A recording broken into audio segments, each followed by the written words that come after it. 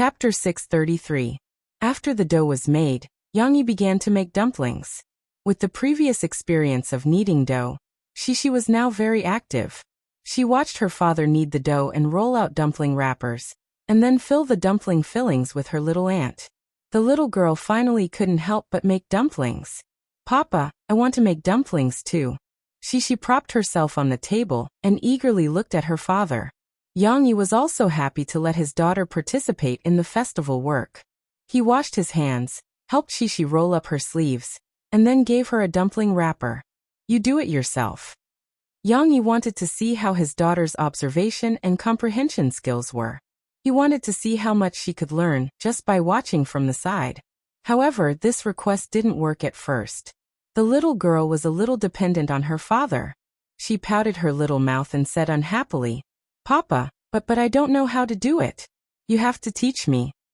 "Grandma will teach you." Dong Yue, who was making pumpkin pancakes, couldn't sit still. She smiled and reached out to take a dumpling wrapper and demonstrated to Shishi. "Look at Grandma. Put the wrapper in the palm of your hand, put a little filling in the middle, pinch the wrapper like this, and wrap it up. Do you understand?" Dong Yue put the wrapped dumplings on the plate and said to Shishi. The little girl nodded as if she understood, but her expression was actually a little confused. Yang looked at her in amusement, but his hands didn't stop moving. He said softly, "It's okay, you try it first. If you don't know how to do it, then Dad will teach you." Shishi finally began to make dumplings by herself. She followed suit and put the dumpling wrapper in the palm of her left hand. However, the little girl's hand was a little slender, and the big dumpling wrapper covered her small hand. Then she made the dumpling filling. Yang had already pushed a large plate of dumpling filling in front of her. The little girl easily picked up a small spoon and dug a piece of meat filling. It seemed a little too little. Was this a delicate girl? She only used a little bit of filling to make dumplings, and it was not even enough to fill a fingernail? Yang didn't say anything. He just smiled as he watched his daughter personally make her first dumpling. It seemed that Shishi had some talent in this aspect. It was her first time making a dumpling, and she actually knew how to pinch the skin of the dumpling.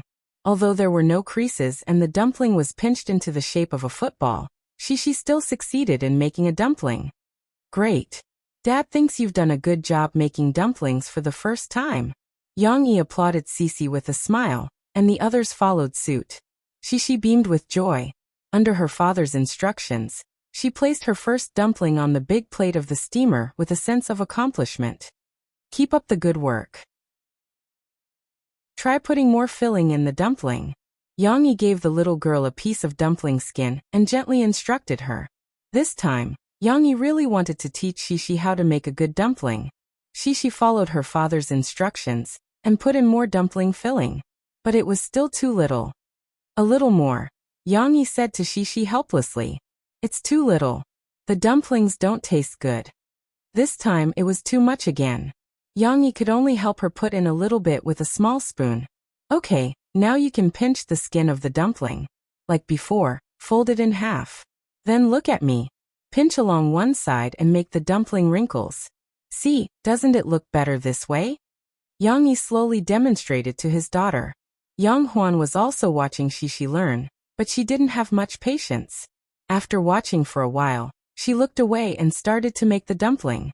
There were no more skin, so she took the rolling pin and rolled it out herself. Shishi didn't do well at first.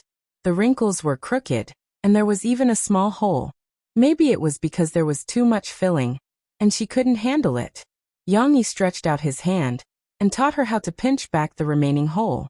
"Great. This time it looks much better than the first time, right?" Yang asked her to put the dumpling back and praised her with a smile. The little girl's face lit up with joy. However, Shishi was a little complacent when it came to the third dumpling. The little girl made the dumpling skin herself when her father was rolling it out. But when she was filling the dumpling, she dug out a big spoonful of filling, which almost covered the skin. So much. Yang was a little surprised when he saw that. Shishi pouted and said awkwardly, "Papa, I can't make it. What should I do?" "That's called not being greedy," Yang said with a smile. In fact, he could dig out some dumplings like before, but the skin of the dumpling was stained with the juice of the filling, so it probably wouldn't be sticky enough. But Yang Yi still had a way to fix it. He smiled and took out another dumpling skin and taught Shishi. Come, Papa will teach you how to make Big Mac dumplings. The two dumpling skins were put together, and he began to pinch the edges. Shishi also helped her father pinch a little. After success, Shishi was overjoyed to see the big dumpling and said, Papa, this looks like the sun. Let's call it Little Sun, okay? Of course. Yang Yi laughed. Perhaps because he was in the mood to play, Yang Yi even made a few fancy steamed dumplings for his daughter on the spot, such as butterfly-shaped dumplings, five-petal-shaped dumplings, yuanbao-shaped dumplings. Every new dumpling caused Shishi to exclaim and praise. The little girl also happily said to her father, Papa, put it here, put it here. She put these strange dumplings next to her own dumplings. Shishi, you have to make a few more dumplings. Mommy and Grandpa and Grandma want to try your cooking. Murphy, who was at the side, smiled slightly. Young Chongguei, however, was undermining her. He waved his hand and said cheerfully, Grandpa, you don't have to eat. Don't tire little Yang Shi out.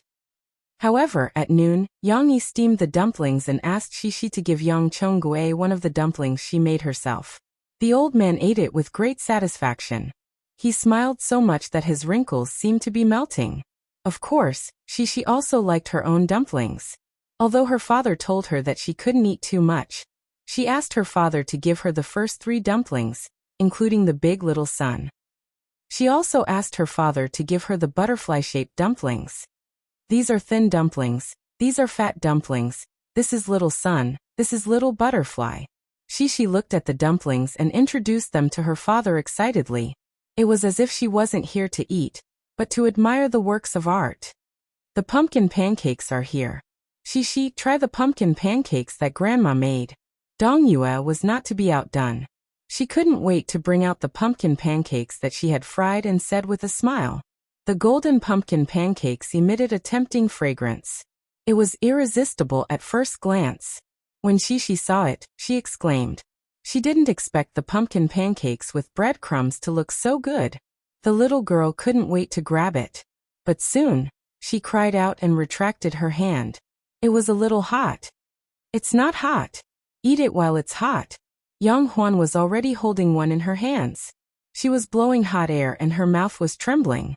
She seemed to be flipping the pumpkin pancake, so that it wouldn't burn her tongue. The little girl looked at her auntie enviously. She also looked at her grandparents, uncle, and auntie. Seeing how they were enjoying the pumpkin pancakes, her mouth was watering. Yang Yi picked up 2 pieces of steamed dumpling paper and folded them. He wrapped a pumpkin pie and handed it to Murphy. Then he wrapped another pumpkin pie and handed it to Shishi. It's not hot anymore, right? Yang Yi asked his daughter with a smile. It's not hot anymore. Shishi held the pumpkin pie happily.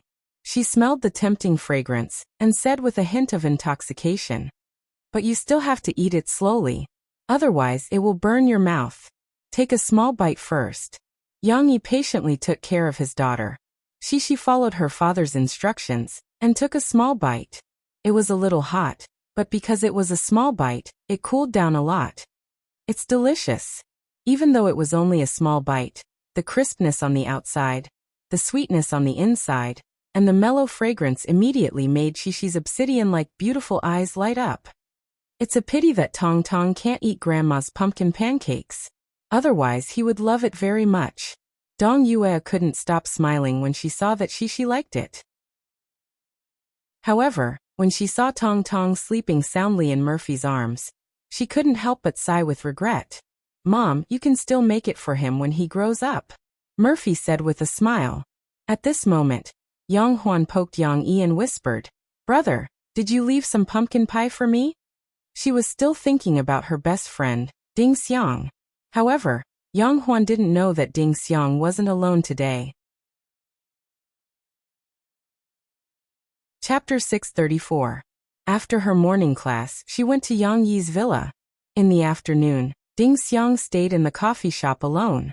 In the middle of winter, the cold wind outside was like a knife, cutting one's face painfully.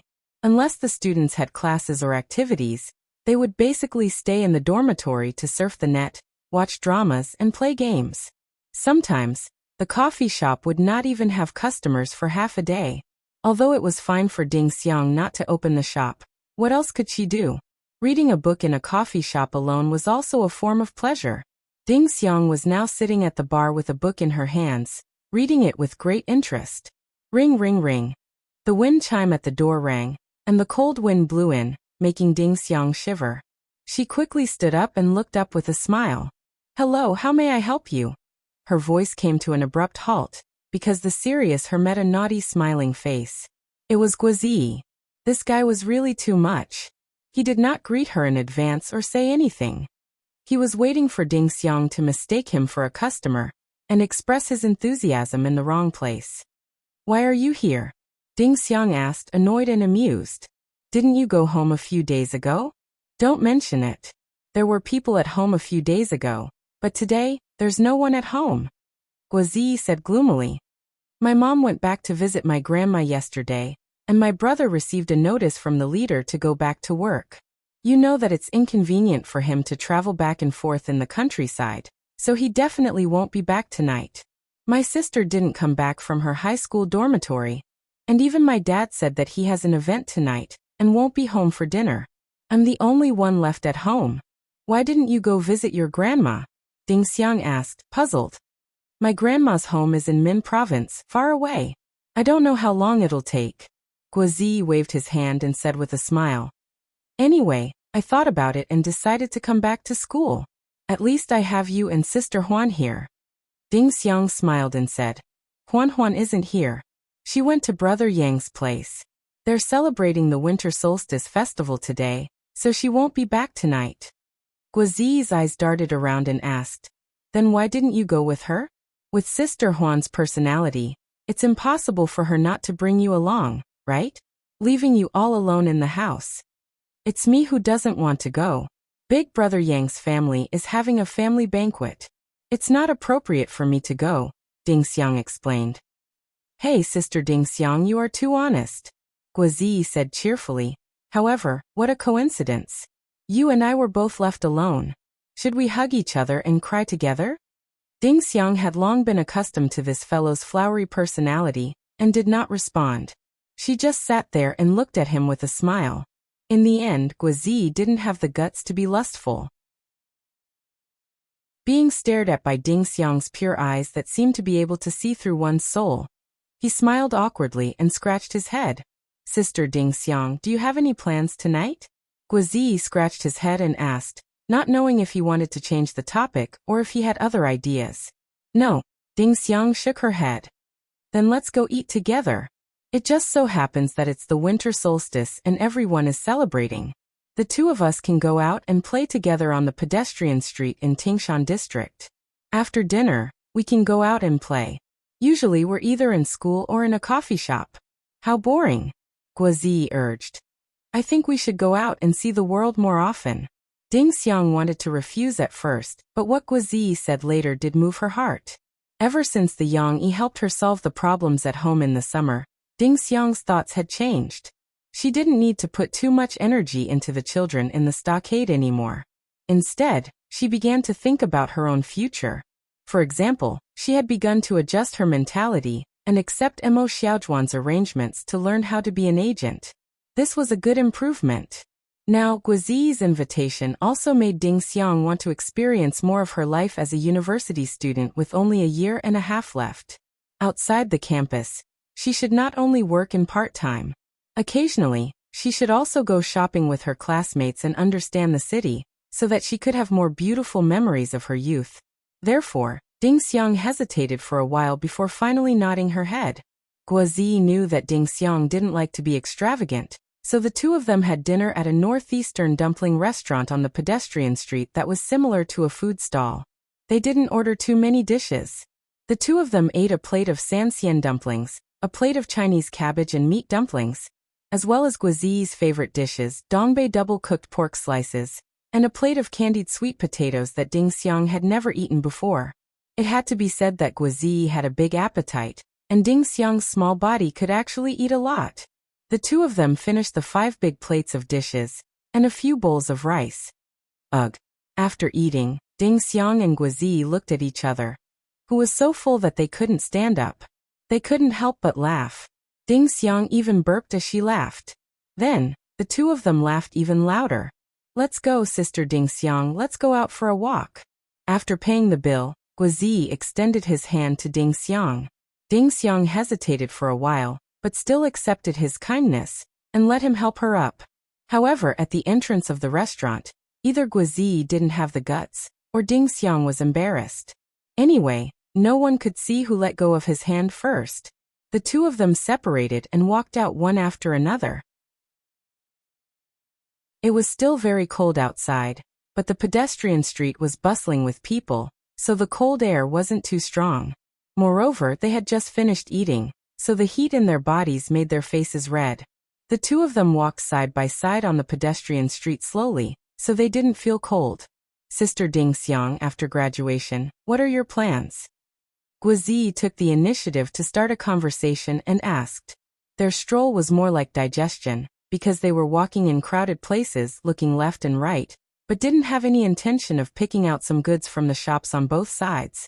What do you mean? Ding Xiang looked at Guizi, puzzled. Don't tell me you still want to go back to Xiangxi. Don't tell me you still want to go back to the mountains. Guizi hesitated for a moment, then added. I don't mean anything else.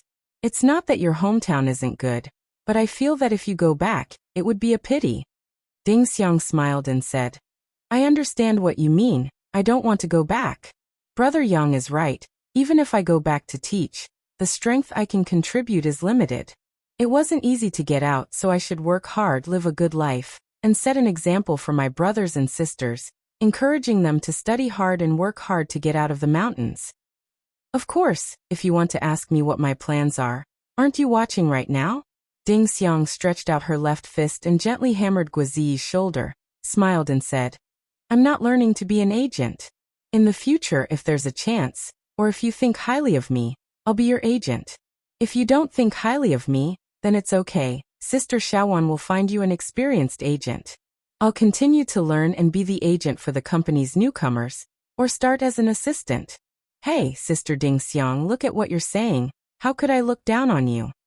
Guizi's face was full of joy, he couldn't stop smiling and said, I thought you were just playing around, but if you really want to be my agent, I can't ask for anything more. In fact, Guizi still had a lot to say to Ding Xiang. Chapter 635. Actually, my family has always wanted me to lead a down-to-earth life, either in politics like my father, or in business like my mother. Guizi sighed and said to Ding Xiang, When I went back this time, I also heard their nagging. Ding Xiang looked at Guizi in surprise. Usually, he would never talk about his family's situation with her and Yang Huan, so why did he suddenly complain to her? Do they give you a lot of pressure? Ding Xiang asked softly. Guizi scratched his head and said, Not really. What pressure? My brother is there to take care of it. Anyway, they have my brother to rely on, so they don't care about me. Sometimes, when I think about it, I will say a few words. Knowing that Guizi always had his own opinions, Ding Xiang did not say too much and just listened quietly. At the beginning of this year, didn't I film Fairy Tale? Guizi was in high spirits and said happily, Yeah. Ding Xiang nodded her head. Although Fairy Tale is a short film, I was the main lead. So I took this film back to my family and got their first positive reaction since I said that I wanted to be an actor. My mother said that I acted well, and then my sister cried. She even ran to her classmates and told them that her brother sang the song. Guizi said as the pride in his heart showed on his face. But then, I didn't have any works in the past year. Guizi scratched his head and said, I was too embarrassed to show my family some TV series that I played as walk-ons. The Fugitive will only be released in March next year. I really need some good works to prove myself, and let them see that I still have a future in this path. Are you afraid that you will lose confidence? Ding Xiang asked softly. She could see that something was wrong. Guizi was stunned. He stopped and turned his head to look at Ding Xiang. Ding Xiang also stopped and looked at him. For someone like Guizi who had his own pride, why would he want to prove himself?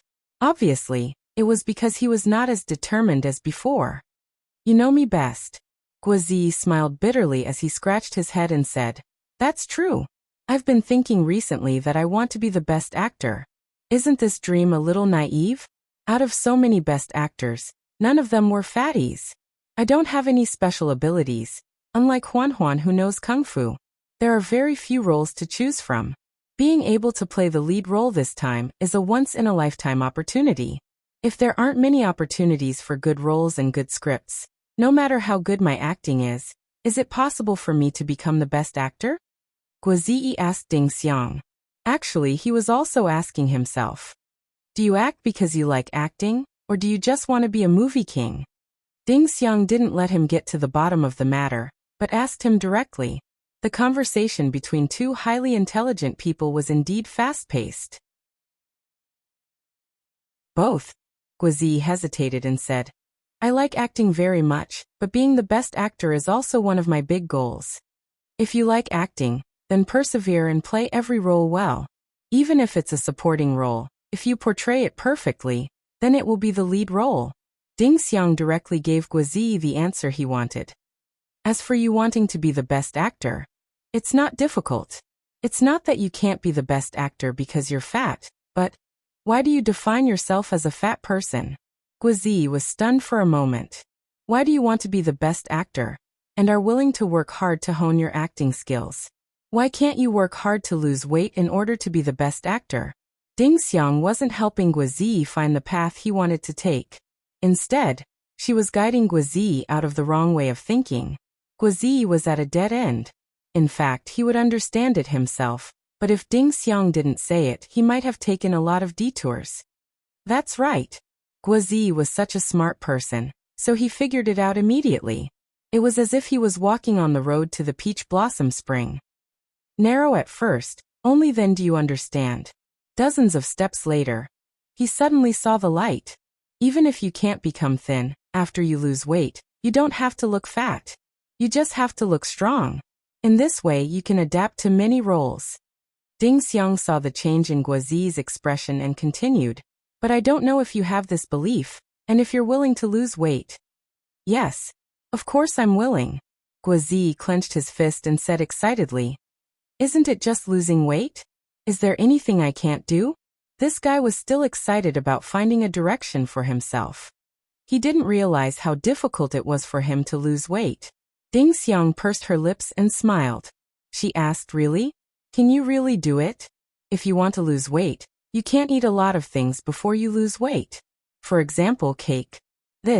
Thinking that he couldn't eat the cupcakes made by Ding Xiang, Guozi's face twitched. It seemed that he had a toothache, a heartache, and a heartache. After a while he said hesitantly, I have to prepare to shoot Fat Agent now. Can I not lose weight first? No, in your current situation. You don't have to reduce the amount of food you eat during the 2 months of shooting, but you have to stop eating cupcakes from now on. Since you want to lose weight. Why are you greedy for food? Ding Xiang said. Next year's Spring Festival would come early, at the end of January. Fat Agent would start shooting in Shanghai after the Spring Festival, and it was expected to take 2 months. Guozi wailed and said, But without the cupcakes made by Sister Ding Xiang, what fun is there in life? Fortunately, the two of them were sitting on a bench in the middle of the pedestrian street, and chatting in the park. Guozi's shouting did not attract the attention of passers-by. Ding Xiang couldn't help laughing and said, You're exaggerating, aren't you? It's not that you can't eat it at all. Well, let's set a goal. For example, for every kilogram you lose, I can allow you to eat a cake. Of course, you have to exercise after eating. Do you want to lose weight with me? Guozi looked at Ding Xiang pitifully. Ding Xiang hesitated for a moment, nodded, and said in a different way, As your agent, I need to urge you to improve. Then come back after the Spring Festival and accompany me to shoot in Shanghai. If you're not there and I accidentally eat a lot of cupcakes, what if the effect of losing weight is gone? Guozi looked at Ding Xiang pitifully and said, Moreover, in Shanghai, you can urge me to lose weight and help me choose some nutritious food with less calories, so that I won't eat junk food all day. Guozi seemed to be joking with Ding Xiang, but he was actually serious. Ding Xiang had helped him to explain the reason so thoroughly. How could Guazi not understand? Since he wanted to be the best actor, he had to make himself more well-rounded and not just act as a fatty. If he knew Shaoli or Amir Khan from Yang Yi's previous life, he would definitely use them as an example. Being able to lose weight and be able to control any role. This was the real best actor. Guazi made up his mind to lose weight properly, so he really needed Ding Xiang to help supervise him. Guazi didn't have a strong willpower when it came to eating. Of course, in addition to this, he also had his own selfish reasons. Ding Xiang heard Guazi's words, but she hesitated. But if I go to Shanghai, what about the coffee shop? What's the matter? Just go. You're going to be an agent in the future. Are you going to stay in the coffee shop forever? Later, when Yang Yi heard this, he smiled and waved his hand, saying, You can't handle the coffee shop alone. We'll hire 1 or 2 students from Jiangchuan to be waiters.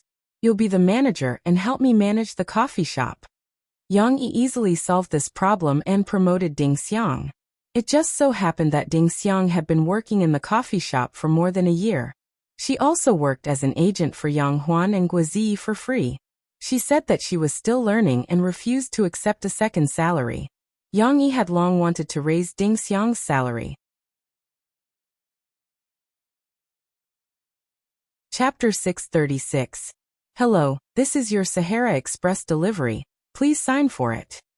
At noon that day, Yang Yi went to the villa area's guard and signed for his package. Seeing the Sahara Express courier, whose nose was red from the cold and the strong wind, Yang Yi held the package in his left hand and reached out his right hand to shake hands with him. He even praised him. Thank you for your hard work. The package was delivered in time. I need it.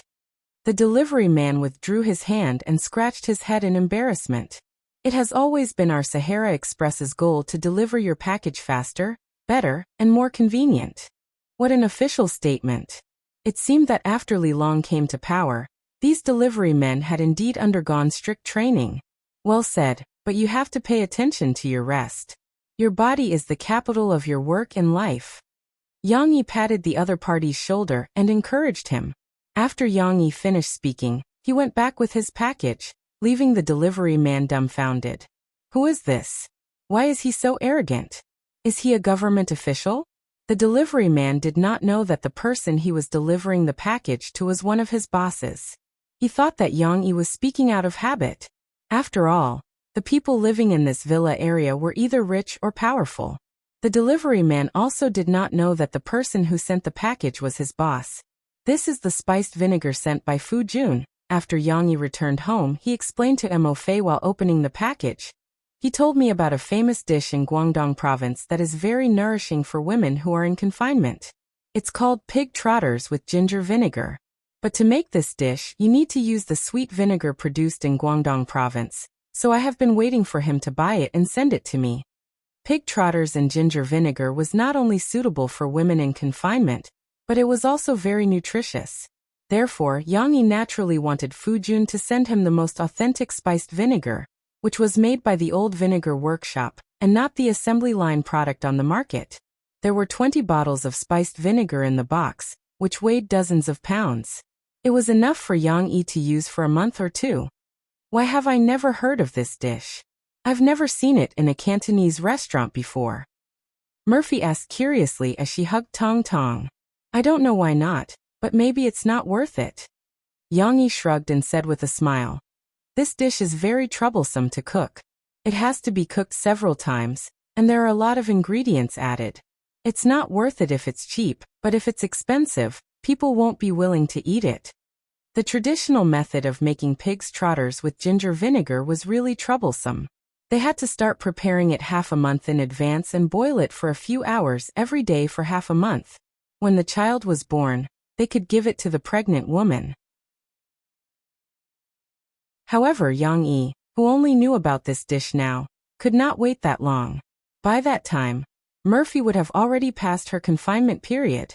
What's more, after cutting the ginger, you don't need to soak it for a month to have the basic flavor. After cooking, the ginger vinegar pork trotters was still very delicious.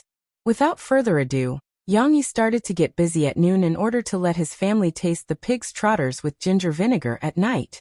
In order to make this dish, Yang Yi prepared the ingredients a few days in advance, including buying a potbelly pot that was enough to cook more than 10 pounds of food.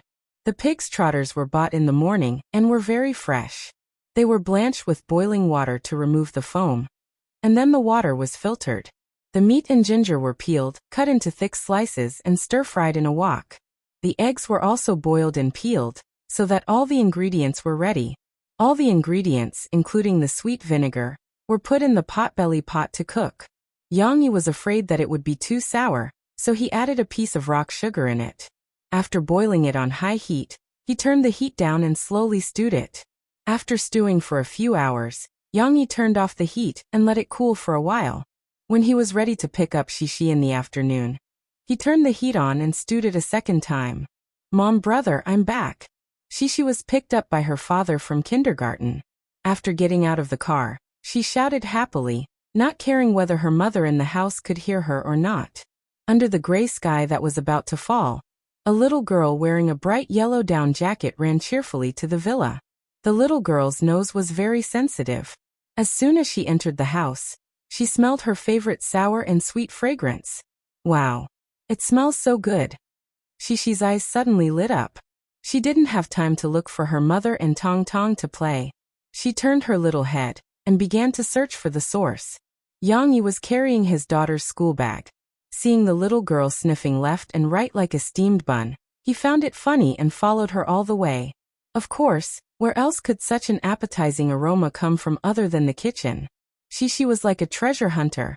Finally, she found the source of the smell in the kitchen. A huge potbelly pot. "Papa, what's this?"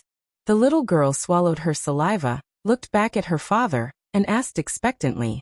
"This? It's a delicious dish that Uncle Fujun recommended to us. It's called pork trotters with vinegar." Yang Yi smiled and said, "Smells good, right?" The little girl nodded her little head vigorously. Looking at her happy little eyes, it was obvious that she couldn't wait. "Then let's eat dinner together later." Yang Yi smiled and rubbed Shishi's little head. During this time, Yang Yi didn't have to worry about dinner. After Shishi came back, Dong Yue and Zheng Shuyi started to prepare dinner. Unless Yang Yi wanted to cook something for Shishi or Murphy, he didn't need to cook. At dinner time, except for Yang Huan, who lived in the school, the whole family gathered together to prepare for dinner. When you go back, you mainly need to check the account books. You can let Uncle Dong Chi handle the other chores. Since it's a project in the village, it's not suitable for us to get involved too much. Yang Yi gave Shishi some food while giving instructions to Yang Qing face to face. After playing in Jiang City for more than a month, Yang Qing and Zheng Shuyi had to go back early tomorrow. Because the road from the village to the county had been under construction, Yang Qing, as Yang Yi's representative, had to be present to sign the contract when the workers were paid at the end of the year. On top of that, it would be the Spring Festival at the end of next month. Before the Spring Festival, there would be many customs to be done, and they couldn't be left alone at home. Yang Chonggui and Dong Yue were prepared to accompany their grandchildren until the Spring Festival before going back together. Thus, Yang Qing could only trouble himself to go back and take care of things. When Yang Qing went back, Zheng Shuyi naturally had to go back with him. It was impolite to interrupt the adults' conversation. Shishi anxiously waited for her father and uncle to finish talking. Then she pouted and said to her father, "Papa, where's the pork trotters with vinegar? I want to eat the delicious pork trotters with vinegar." "Yes.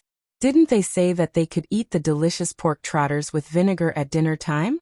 Why didn't they see it on the dining table?" Shishi's mind was filled with the tantalizing sweet and sour smell, but looking at plum blossoms couldn't quench her thirst.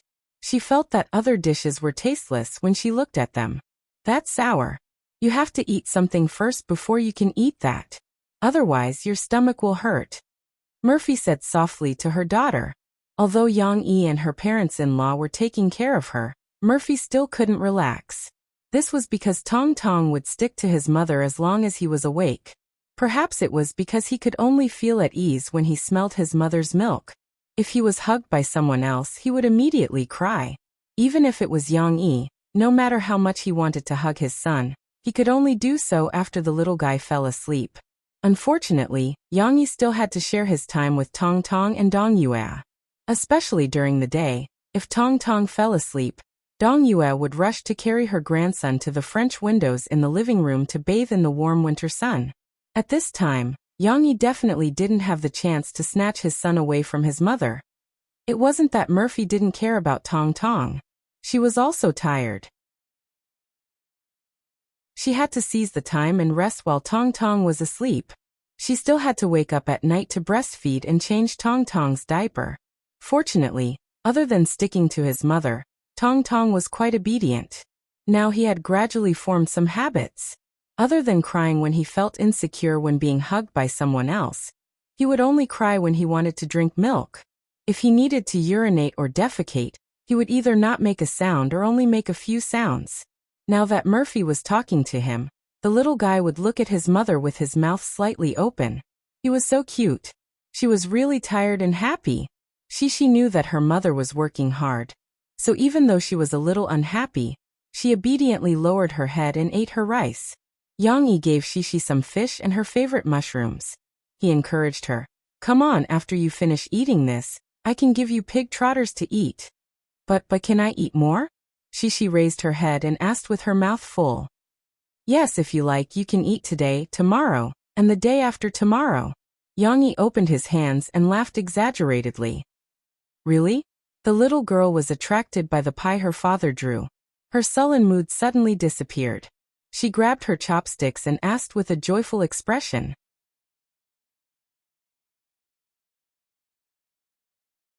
Chapter 637. The pig's trotters, ginger vinegar that the little foodie had been longing for finally came out. Under her eager gaze, her father brought the big pot directly to the middle of the table, and then scooped pig's trotters and eggs into the bowls that were handed to everyone one by one. The steaming pig's trotters, ginger vinegar, exuded a strong fragrance. This sweet and sour smell, not to mention Shishi, even Murphy, who was coaxing Tong Tong to wake up next to her, couldn't help but turn her head to look over. Mom, Dad, you should eat some too.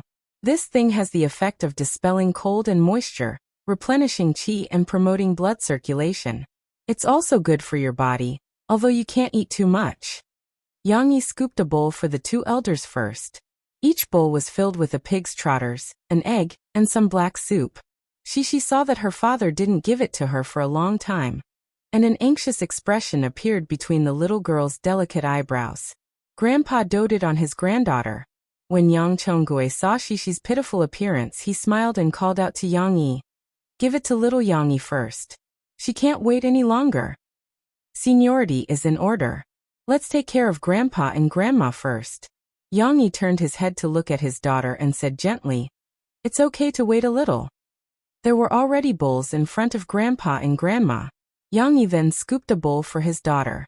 Shishi watched her father scoop a large piece of pig's trotters into the bowl. There was a thick layer of fat, and only a large piece of meat was at the bottom. She didn't know that her father was worried that she didn't know how to chew bones, so he gave this boneless pig's trotters to her. When the little girl saw the white fat, she quickly waved her hand and said to her father, Papa, don't eat fat, don't eat fat. Shishi didn't like to eat fat, because it was a little greasy. She followed her father, and her mouth became more picky. This fat is not greasy and it's better than the lean part.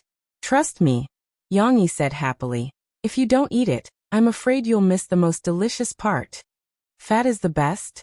Murphy couldn't help but question Yang Yi's words.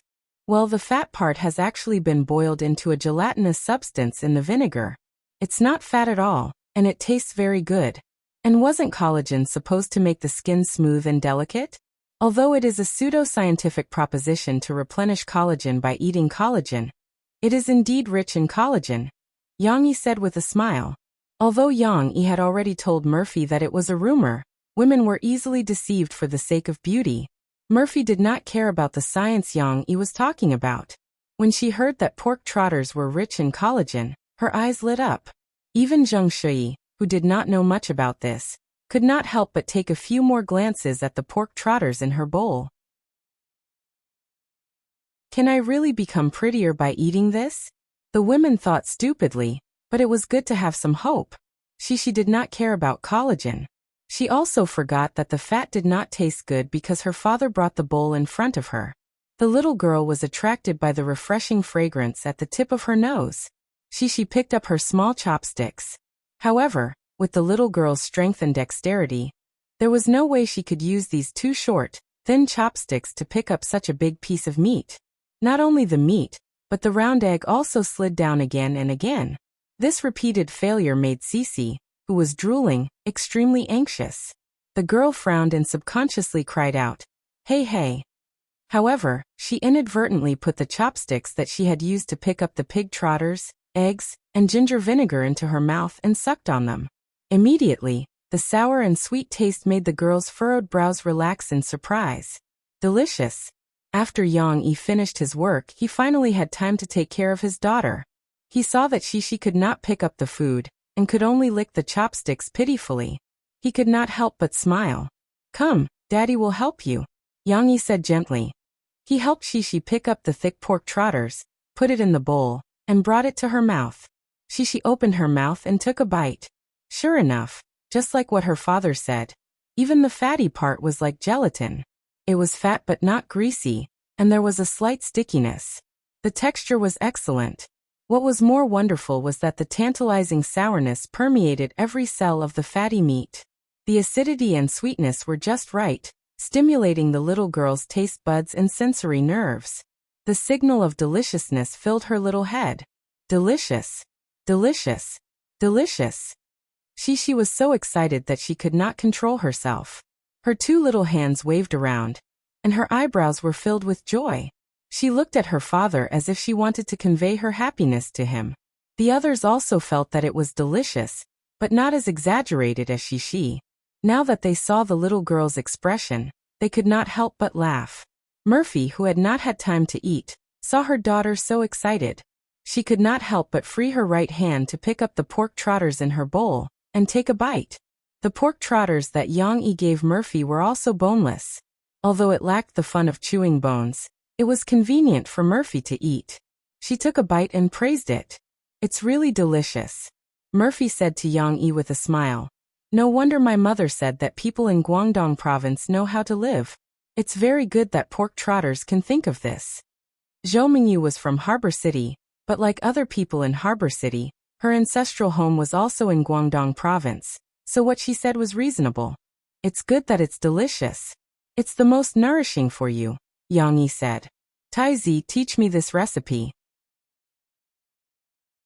Dong Yue said, "When Shuyi gives birth, I have to prepare well." Zheng Shuyi blushed with shame. She was happy and embarrassed and said to her mother-in-law, "Mom, I'm not pregnant yet." "It doesn't matter. I'll ask someone to send some vinegar from Guangdong province during the new year. When I take it back, it will definitely be useful," Yang Yi said with a smile. "Papa, I want to eat more." Shishi could not help but remind her father. She had already finished the pork trotters in her mouth, but she was still looking at the pork trotters in her bowl. "Here it comes."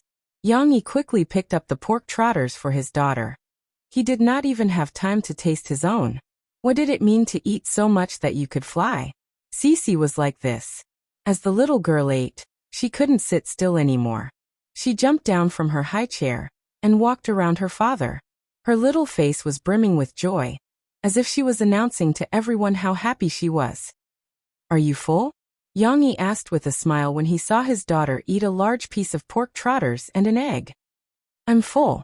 The little girl leaned on her father and touched her belly with satisfaction. She giggled and twisted in her father's arms. "Drink up the rest of the vinegar."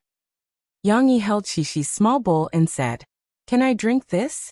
After eating her fill, the little girl actually didn't have much of an appetite.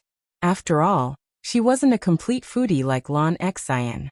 Looking at the black soup, Shishi asked her father in puzzlement, "What's this?" "Of course you can drink it. And it's delicious," Yang Yi said with a smile.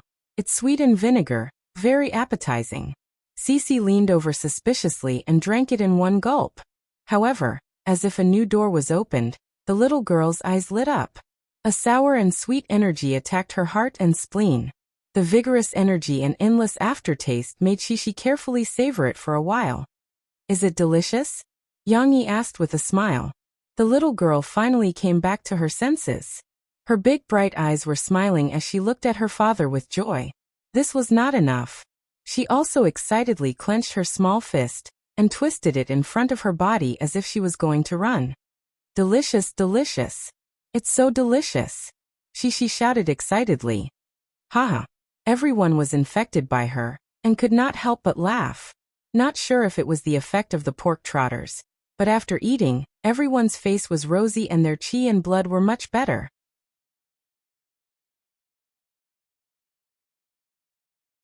Chapter 638.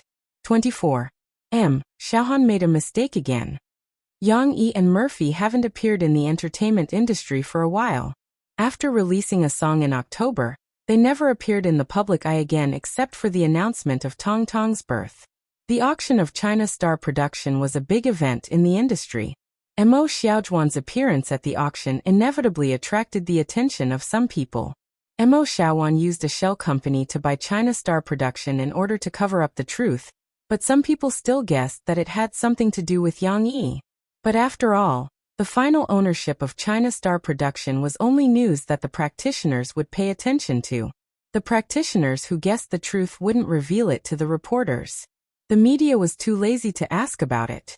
They just casually reported that a certain company had won China Star Production. This was like the audience who liked to watch strange talk. They liked to talk about the stars standing on the stage, but they never knew and didn't care about which company produced the strange talk. This news was also ignored. However, the news that Xingyao Productions finally won the copyright of 2 variety shows, Last Laugh, still attracted some fans' attention, and also shared most of the media's attention for Yang Yi. Then again, although Yang Yi and Murphy didn't appear in front of everyone, there were still legends about them in the entertainment industry. The reason was that everyone always liked to compare Yang Yi and Mo Fei with Li Manman and Do Zun, the couple. In order to make her new album hit the platinum level and become a recognized song empress, Li Manman used all kinds of methods to hype herself up. Today she and Do Zun were photographed at the airport. Tomorrow, the media said that Do Zun lost his temper because of Li Manman's previous scandal with a male star. The day after tomorrow, Li Manman jumped out to refute the rumors and appeared in front of the camera hand in hand with Do Zun, showing a sweet posture. It had to be said that Li Manman's acting skills were good. She and Do Zun acted like their love was real. The media shouted every day that these 2 guys were showing off their love again. The happy event was approaching, so they should quickly get married. However, even if they got married in early December, the sales of Li Manman's new album were still lukewarm, and there was no sign of breaking through the platinum album sales. Because of this, Li Manman was ruthless. She let Do Zun slap her outside the TV station, and let the paparazzi take a picture of it. The news of this new model couple falling out once again dominated the media's headlines. This hot news made the sales of Li Manman's new album a little better, but it was not enough. There was still a big gap in the 20 million platinum album sales standard, and her new album was close to exceeding the new record protection period. Unless she could continue to maintain her popularity, many music stores would take her album off the shelves or move it to an inconspicuous position. The price to pay to maintain popularity was very high. Li Manman repeatedly hyped up her and Do Zun's love, which made many fans of this couple tired of chasing after them. They felt that worrying about whether they would break up all day long was simply a kind of torture. You're married, so why don't you live your life well? Like Yang Yi and Murphy, the love is simple and pure, isn't it good? Darling, I miss you sounds very good, but why do I always feel that it's a little bit worse than just met you? Today you will marry me, and want to sing me to you? The media also often compared Li Manman and Do Zun with Yang Yi and Murphy. Not only did they compare the degree of love between the 2 sides, but they also compared the popularity and strength of the woman and the man. Unless it was the media bought by the management company behind Li Manman, otherwise, the media could tell who was better and who was worse. The gap was not a little bit. To be honest, Li Manman was also annoyed that others said that she was worse than Murphy, worse in all aspects. Even the man she chose was worse. These reports would make her so angry that she would smash a lot of things in private. On this day, Li Manman's agent, Yi Qi, found Li Manman in the company. She saw Li Man watching micro-broadcasting. Without asking, she knew what Li Man was watching. Wasn't it that Zhuozai who started to dig up Li Man's details again? This time he also listed a lot of Li Man and Do Zun are not on good terms on the surface, which had already caused a lot of disturbance. Man, we don't need to care about him. Yi poured a cup of hot water for Li Man and said softly, "The company's public relations department will come forward. As long as we insist on denying this matter, he can't do anything to us." However, Li Man raised her head. She didn't need to pretend. But her charming eyes burst with a strange light. After looking at Yi for a while, she said, "Sister Yi, why don't we find that Zhuozai, cooperate with him, give him more evidence, continue to expose, and finally expose the fact that Do Zun and I are in a fake marriage? What do you think of this hype? Will the media and fans continue to pay attention to me? Are you crazy?" Yi was shocked and looked at Li Man in surprise. But these words were said in her heart. She didn't dare to ridicule Li Man in front of her face. She could always be Li Man's agent by her side, because she was smooth and slick and could hold back her words. But this was a self-deprecating way to hype. If she couldn't control it well, she would lose herself. Man, this isn't good, right?" Yi asked cautiously. "Why is it not good? Anyway, I'm tired of pretending to be a couple with Do Zun all day long. Old Su is a bit annoyed." Li Man said hypocritically. Old Su was Li Man's backer, godfather, and also the big boss behind this agency. The reason why Li Man could call the wind and summon the rain in this company was because she had Old Su as her backer. But Yi knew that Old Su wouldn't mind at all, because this was fake. Do Zun was gay. Otherwise, why would he let Li Man pretend to be a couple with him in the beginning? As for Li Man, she was just a high-level plaything for the other party. A big boss like Old Su, Li Man wasn't the only lover. Although Li Man's kung fu was good and she was more favored, Yi didn't think that Old Su would have true feelings for Li Man. If he had true feelings, Old Su would have divorced his wife at home and married Li Man when the young Li Man was making trouble. Li Man probably also knew this, so she gave up on this idea and changed her direction. She only wanted to make a name for herself in the music industry. But Yi still cautiously persuaded Li Man, who was already a bit obsessed, and said, Man, you should think twice about this self-exposure thing. Because in this way, your profile may collapse, and the fans' reaction will be very big. Even if the album sells platinum, they will think that your sales are hyped up, and they may not recognize your results. Li Man frowned and thought for a long time. Gradually, Li Man's mind became sober. She wasn't a stupid person and knew that this matter couldn't be done. She shook her head and asked, "Then, Sister E, do you have any better ideas?"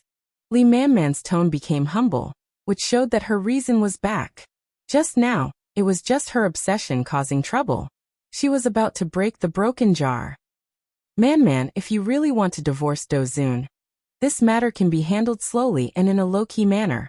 The two of you can gradually reduce the exposure, and then make it public after 1 or 2 years. Yi said. Let's talk about this later. Li Man waved her hand with some annoyance. As for what you said about maintaining popularity, I have a good idea. Yi made use of the opportunity to suggest. What good idea? Yi took out a newspaper from her bag and smiled. Didn't Xingyao Productions get the copyright of the 2 programs produced by China Star? Among them, this High Energy Challenge was the outdoor variety show that won the ratings. High Energy Challenge was an outdoor challenge reality show. It was a little like a parkour challenge. The contestants needed to pass through obstacles and checkpoints. If they successfully broke through the checkpoint, they would be able to collect the prizes and money to go home. Its attraction was not only these obstacles, but also the amount of prizes or money at different checkpoints. It was a bit like a millionaire quiz show. The further you go, the higher the rewards can be stacked, but the higher the possibility of failure. The loser will lose all the previous prizes. The contestants needed to have a psychological struggle. Should they challenge themselves to win more prizes? Or should they quit while they were ahead? Xingyao Productions has announced the return of High Energy Challenge. They will broadcast it on Xiangnan TV in early January. They will revise the program and change the way to hire a star as a long-term host. They will invite masters from all over the country to challenge the high prize. Ichi said seriously to Li Man. Man, you also know why Zhu Jie can maintain his popularity for a long time. It's because he often participates in and even stays in some variety shows, so fans can often see him and like his performance on variety shows. That's why they buy his album. And Man, you are also very artistic. If you want, the company can help you squeeze out the people invited by Xingyao Productions and let you become the star host of next year's most popular variety show. If you want to maintain your popularity, it shouldn't be a problem, Ichi said. She wanted her to follow Zhu Jie? It's Tianmei Company's people who defeated her people again. But Li Man didn't have any thoughts of shame. Her charming eyes flickered for a while. Then she smiled sweetly at Ichi and said, "Why not? For this variety show, I'm just a host. I don't need to be a challenger. Sister E, help me fight for it."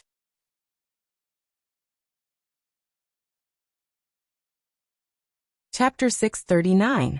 Yang Yi didn't care how Xingyao Productions wanted to operate the two variety shows. However, because he was busy taking care of Mo Fei, who was in her postnatal confinement period, he didn't have time to write the proposal for the variety show that he said he wanted to do before. The production team of Zhongxing Productions, which was acquired by him, couldn't sit still anymore. Yang Yi had come to the studio today because he had promised to bring Xi and her classmates to record the song for the New Year's Eve performance. However, Mo Shaowan had appeared before Yang Yi with someone in tow. "Yang Yi, this is Yun Yangfeng. Teacher Yun is the operations manager of Zhongxing Productions.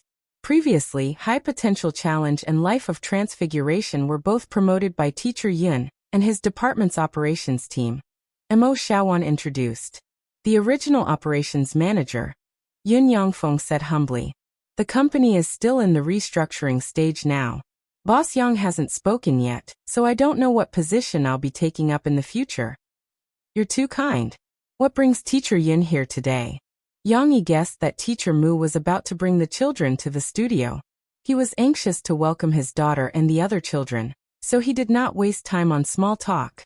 He asked directly with a smile, "Could it be that the salary hasn't been paid?" No. Manager Mo had paid us in the middle of the month. Boss, you're willing to pay us back the 2 months' salary that Zhongxing Productions owed us, and even gave each of us a 20% pay raise. Everyone is deeply grateful and glad to have a boss like you," Yun Yangfeng said with a smile. "I'm doing this to express my sincerity. After all of you are talents in program production and operations that we want to keep. I've done my research. Although Zhongxing Productions is a private company, your team is indeed the best in the industry," Yang Yi said. "I hope that all of you can help me make the variety show that I've come up with the best." "That's the problem," Yun Yangfeng said with a bitter smile. "Boss Yang, you're also part of the entertainment industry. I won't keep you in suspense and tell you the truth. Actually, everyone has been very uneasy for the past half a month. On the one hand, the show that we worked so hard on in the past was taken away by Starlight Productions, and they didn't have any innovation at all. They just changed a few hosts and announced that they would start broadcasting next month. Although we don't know what you think, boss, we feel very unhappy. On the other hand, we still don't know what kind of variety show you're talking about. Is it just a vague concept? Or do you already have a mature idea? But no matter which one it is, everything has to start from scratch. No one is confident."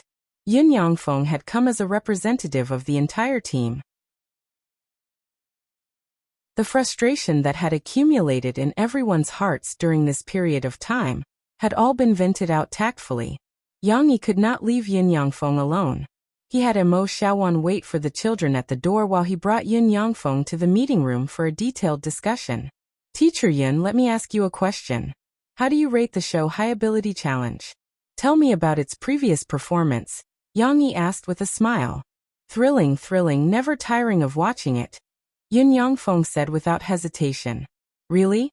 Never tiring of watching it? It's just a single set with unchanging obstacles and challenges. Does the audience feel the same when they watch one episode as they have watched dozens of episodes?" Yang Yi asked meaningfully. What's the difference between its subsequent performance and its initial performance? Yin Yangfeng was at a loss for words, but it was one of his great achievements after all. He could not help but say, although the ratings dropped a little in the end, we could still maintain a decent standard after we changed the obstacles and levels and increased the difficulty. But it's unavoidable that the audience still developed aesthetic fatigue, right? Yang Yi said. Yin Yangfeng hesitated and nodded, but he still said, it's undeniable that this show is still very popular. It's just not as popular as it was in the beginning. I don't deny it. Now that they've changed to using a celebrity as the host, it might still be popular for a while, but I believe that the audience's aesthetic fatigue will still appear. Yang Yi smiled and said, but I want to tell you that I have an outdoor variety show that's more interesting and more varied. It's even better than High Ability Challenge. Will all of you still be obsessed with High Ability Challenge? Will the audience continue to watch High Ability Challenge? Yin Yangfeng was not so easily incited by Yang Yi. He was a manager after all. He hesitated and said, but boss, you haven't told us what kind of show it is until now. It's my fault. You should know that my youngest son has just been born and Murphy is in confinement, so I don't have much energy to write out the proposal, Yang Yi said with a smile. But please believe me, once the proposal is written and the copyright is registered, I'll definitely let all of you produce it. I need the team of High Ability Challenge, your on-site director, your editing team, and special effects team. I also need the team of Life's Metamorphosis, especially their scriptwriter team, and a large number of cameramen. Yang Yi waved his hand and said, I need everyone's cooperation to produce this outdoor variety show that has many variations and can give the audience new expectations every episode. Then, I'll let all of the audience forget about High Ability Challenge. Yang Yi stared at Yang Yi intently. He was already very satisfied with Yang Yi's answer. In addition, Yang Yi, who had composed so many excellent songs and novels, obviously did not lack imagination. Yang Yi's creativity was worthy of his expectations, but he was representing the entire team after all. Boss, approximately when can we start working? Yin Yangfeng hesitated and asked. It's not that I'm anxious, but everyone is anxious now. If we don't give them some confidence, I'm worried that many of them will want to leave. Around the end of the month, we'll fight for the new show to air in March next year. Yang Yi said. So soon? High Ability Challenge was fast because he already had a template. How could Yang Yi be so confident as well? Perhaps he did not know anything about variety shows? Yin Yangfeng could only choose to believe Yang Yi. He bade farewell to Yang Yi and brought the news from Yang Yi to pacify the restless team. After sending Yin Yangfeng off, Yang Yi could not wait to find the children. Xiao Ai had just come over to inform him that the children had arrived, and that Mo Xiaowan was showing them around the small building. Just as Yang Yi turned the corner, he heard chatter and surprised shouts. Wow, Shishi, is this your house? Why are there so many televisions? The one who spoke was Ding Ling, the girl whose nickname was Little Belle. Ha ha ha. It's not Shishi's house. Chun Shuryan tugged at Little Belle and said loudly. She was always enthusiastic. Let me tell you, this is where Shishi's father works. I want to be like Shishi's father too. The place where my father works doesn't even have televisions. Another girl said enviously. Not only the girl, the other boys were also excited, looking around like Granny Lu, who had just entered the Grandview Garden. Wang Shijuan had even forgotten the unhappiness with Shishi in the past. He went to Shishi's side and pointed at a strange instrument. Shishi, do you know what this is? I know, it's called the Yangqin. My papa said so, but my papa doesn't know how to play it. Uncle Jean knows how to play it. It's so nice. Shishi answered her classmates' questions happily. How do you know so much? At this moment, Wang Shijuan looked at Shishi with some surprise. There was a little respect in the little boy's eyes. He just realized that this girl, who he didn't like, was actually so powerful. Hee, my papa told me. Shishi smiled sweetly. However, the 27 children were not like Shishi and Yang Luoqi, who obediently followed the teacher and Aunt Mo hand in hand. Their curiosity drove them to run around and touch things everywhere. XXX, don't open other people's door. It's impolite. XXX, don't touch other people's things. It will break. Triple X, don't take other people's candy. Oh, Aunt Xiao AI gave it to you? Then take it. It was also thanks to the hard work of Teacher Mu and Teacher Shin, who were leading the team, that they barely managed to control the situation. Otherwise, if these 27 little devils were to spread out, they would have overturned Yang Yi's company building. Can today's recording go smoothly?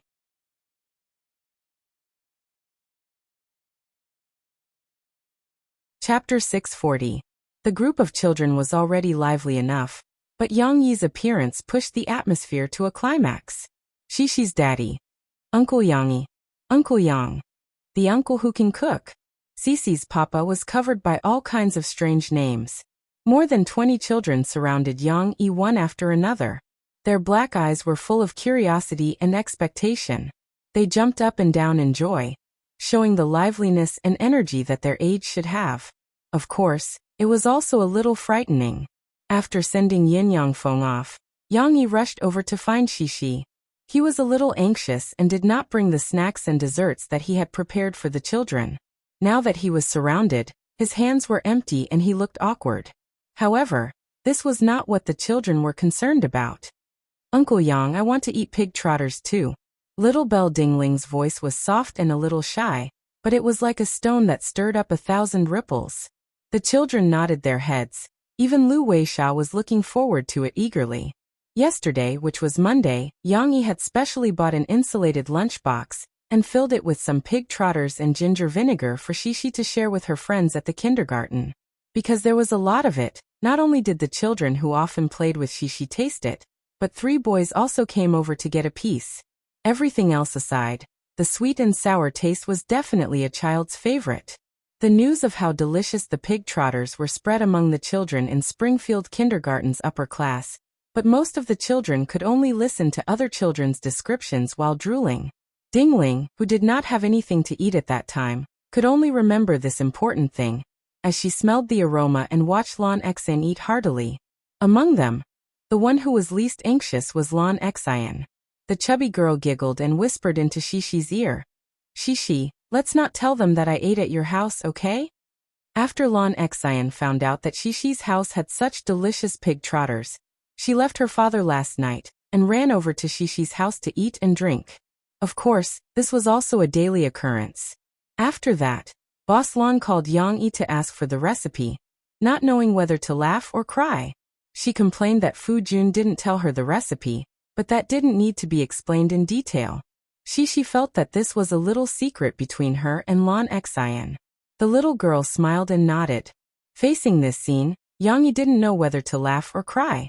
How could he take care of all these little fellows? I'm not running a restaurant. Besides, Yang Yi didn't think of this. Ahem, I can't bring the pig trotters over, but this afternoon, Uncle will treat you all to a delicious hot pot, okay? Yang Yi's mind turned and he said, then if you still want to eat pig trotters, Uncle can tell your parents how to make this dish. Then, if you want to eat it in the future, you can ask your parents to make it. It had to be said that the children were quite easy to satisfy. When they heard that there was hot pot for lunch and that they were going to eat a big meal, they all forgot about the pig trotters and let go of Yang Yi in satisfaction. They giggled and looked for their next target of interest. On the other hand, Dingling, perhaps because she grew up in a single-parent family with only one father at home, and her father was very busy with work, the little girl was more insecure. She felt that Yang Yi was very close and reached out her hand to ask Yang Yi to hold her hand. Yang Yi didn't mind. He held Dingling's little hand and said to Teacher Mu, how are the children's studies? Have you arranged who will sing each part? This scene was inadvertently seen by Shishi, who was showing her friends in front of them.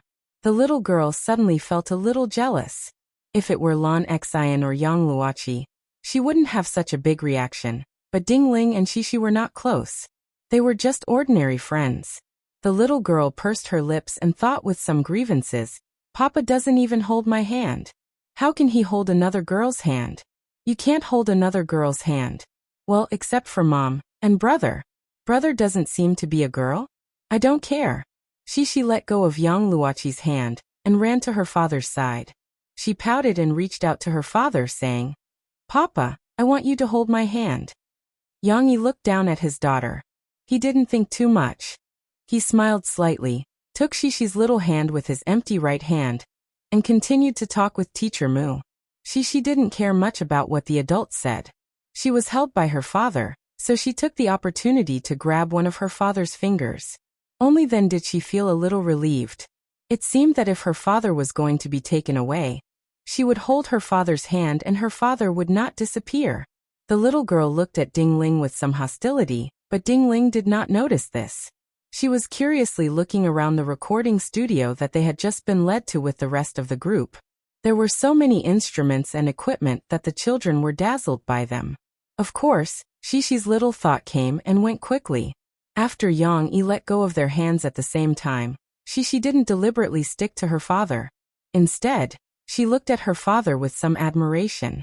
Like a leader or a teacher, she walked to all the children and talked to them. Children, just now Teacher Mu told Uncle Yang that you all learned to sing the Song of the Pig, right? Yang Yi clapped his hands and asked with a smile. We know how to sing it. As if they were fighting to answer, the children all rushed to answer. It wasn't just the little boys who were so enthusiastic. The little girls hadn't reached the age of being reserved yet. At this time, they excitedly shouted even harder than the little boys. They didn't just answer. For example, Chun Shuryan, an absolute activist, even sang loudly in order to show off. Pig, your nose has 2 holes. It was as if a fire had been lit in oil.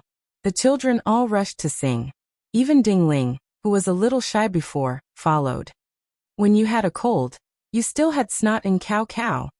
Although the lyrics of this song were different, because it was catchy and very interesting, the children all remembered the first few verses and could sing it casually. The last few verses weren't a problem. As long as someone led them, they could also vaguely follow along. Yang Luoqi and Shishi, the 2 little girls who loved to dance, even twisted their little buttocks and performed the simple pig dance that the choreographer and teacher Shen had taught them. They couldn't stop giggling. Mo Xiaowan and Xiao Ai, who were accompanying the children at the back, couldn't help but shake their heads with a smile when they saw the lively children, and their interesting appearances when they sang. After they finished singing, Yang Yi asked everyone to applaud the children and said with a smile, You all sang very well. In a while, Teacher Mu will divide you into groups. Each of you will sing the designated verses with the children in your group, okay? This is Teacher Jean. Teacher Jean will teach you how to sing better. Yang Yi even pulled Jean Yingming out. Jean Yingming looked at the group of children and felt a little headache. He had been a music producer for so many years, but he had never served so many children. However, the boss had ordered him to participate in the recording of such an interesting song. Jean Yingming braced himself and waved to the children with a smile. Hello, Teacher Jean. The children were very polite and shouted one after another. However, it was not easy to deal with so many children. Before the recording started, they were excited and curious to explore the recording studio. Although they had just met, Chen Shuryan dared to point to the console and ask Jean Yingming, Teacher Jean, what is this? Is this microphone used to record songs? There was also Wang Shijuan. He remembered his question outside and Shishi's answer, so he ran to Jean Yingming, pulled Jean Yingming's sleeve, and asked, Teacher Jean, are you the Uncle Jean that Shishi mentioned? Do you know how to play the strange zither outside? How could Wang Shijuan remember the name of that zither? The group of children chattered, and Jean Yingming, who liked to listen to songs quietly, almost collapsed. Would the recording go smoothly?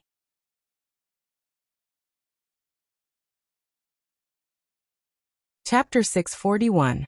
The children were grouped according to their voices. The difference in their voices would not be too big. They would be in the same group, but it had nothing to do with their gender. At this age, the boys were far from changing their voices. It was difficult to distinguish the gender of their tender voices. Therefore, Shishi, Yang Luoqi, Nanjiaoyu, Ding Ling, and a few other children were in the same group. Chen Shuryan, Lan Xian, and a few other boys with louder voices were in the same group.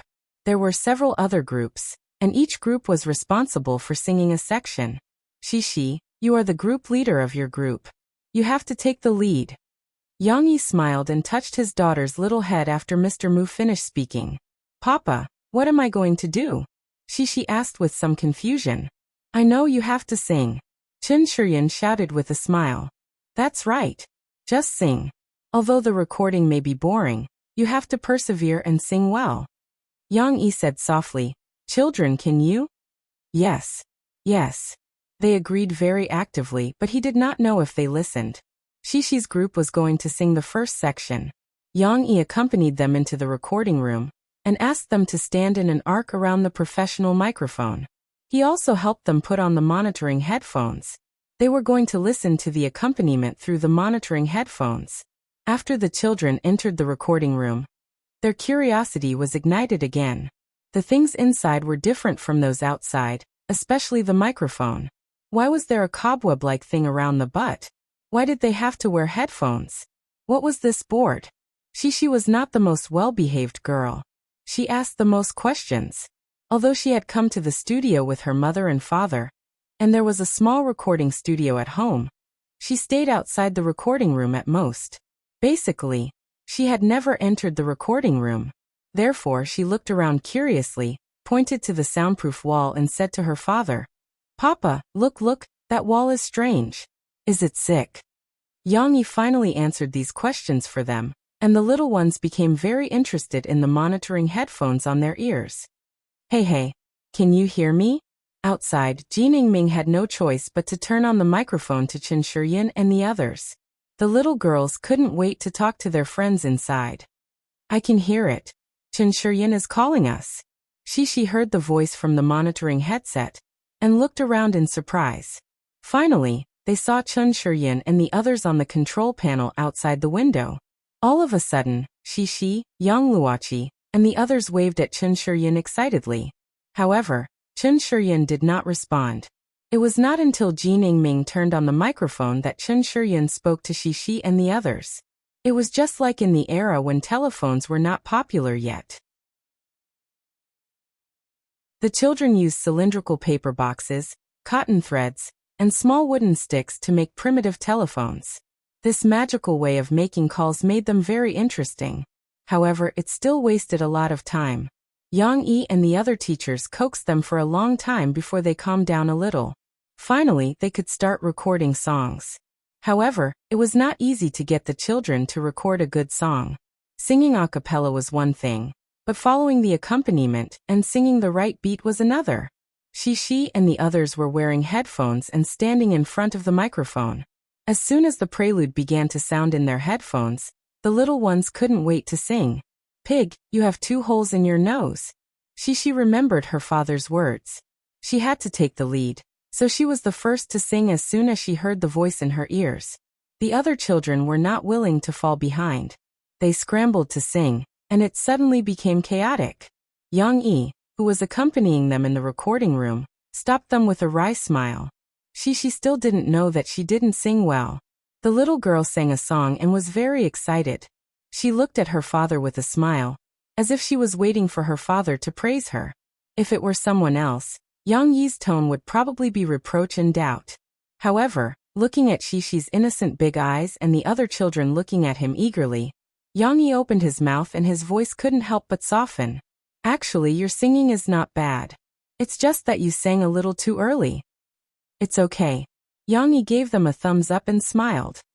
Look at me. I'll give you a hand signal later. When you see it, you can start singing. Oh, okay. The little ones happily gave Yang Yi an okay hand signal. After trying twice, under Yang Yi's direction, they could finally start singing at the right time. However, a new problem arose. They couldn't sing in unison. Some children reacted quickly, while others reacted slowly. This caused the voices to be uneven. It couldn't be called a chorus, but a group of demons dancing. However, neither Yang Yi nor Jin Ming had a good solution to this problem. They could only appease the little ones and ask them to sing a little slower. They could only try to catch up. They could only record it over and over again to hone their tacit understanding and strive to record a song in unison. However, this was a test of the children's patience. Even if the song's lyrics were very interesting and the children loved to sing it, they couldn't stand singing a few lines over and over again. After more than 20 minutes, Ding Ling was a little impatient. Uncle, is it still not enough? Uncle, I don't want to sing anymore. The little girl's grumbling increased a lot. This mood also affected the other children. She had filmed movies and seen scenes of NGs over and over again.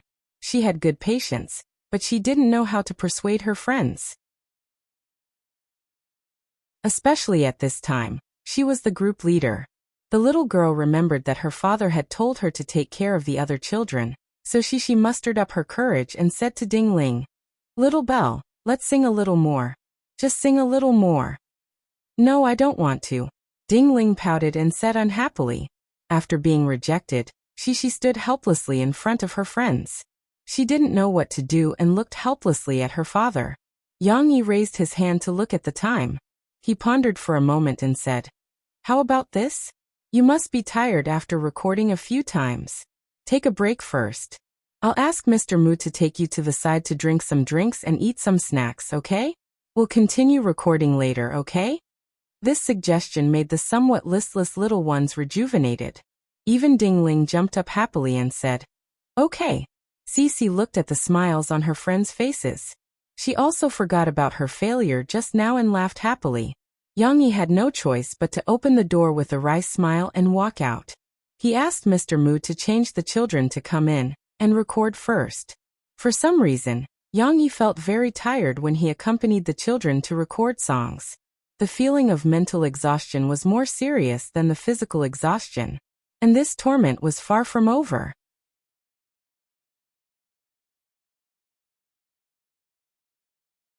Chapter 642. The recording process was very difficult. Not only did it torment Yang Yi and Ji Ningming, but it was also not easy for the children in the kindergarten. They had to sing a small section of lyrics dozens of times before they could sing it to the satisfaction of the adults. However, when the final result of the recording came out, the children were so happy that they seemed to have forgotten the hardships of the process when they listened to the songs they sang with their companions. With this sense of accomplishment, they delightedly immersed themselves in the rehearsal of the program and the dance practice. Time always passed quickly. Unknowingly, it was the end of the year, the end of December. Nothing special happened. The only thing that caused a slight sensation in the entertainment circle was Li Manman's announcement that she had joined the High Energy Challenge program produced by Xing Yao and became a star host. Also in Harbor City, Chun Yijia announced that his long-delayed new album would be released in January next year. These were not considered breaking news. It could only be said that it was the new news of the big stars.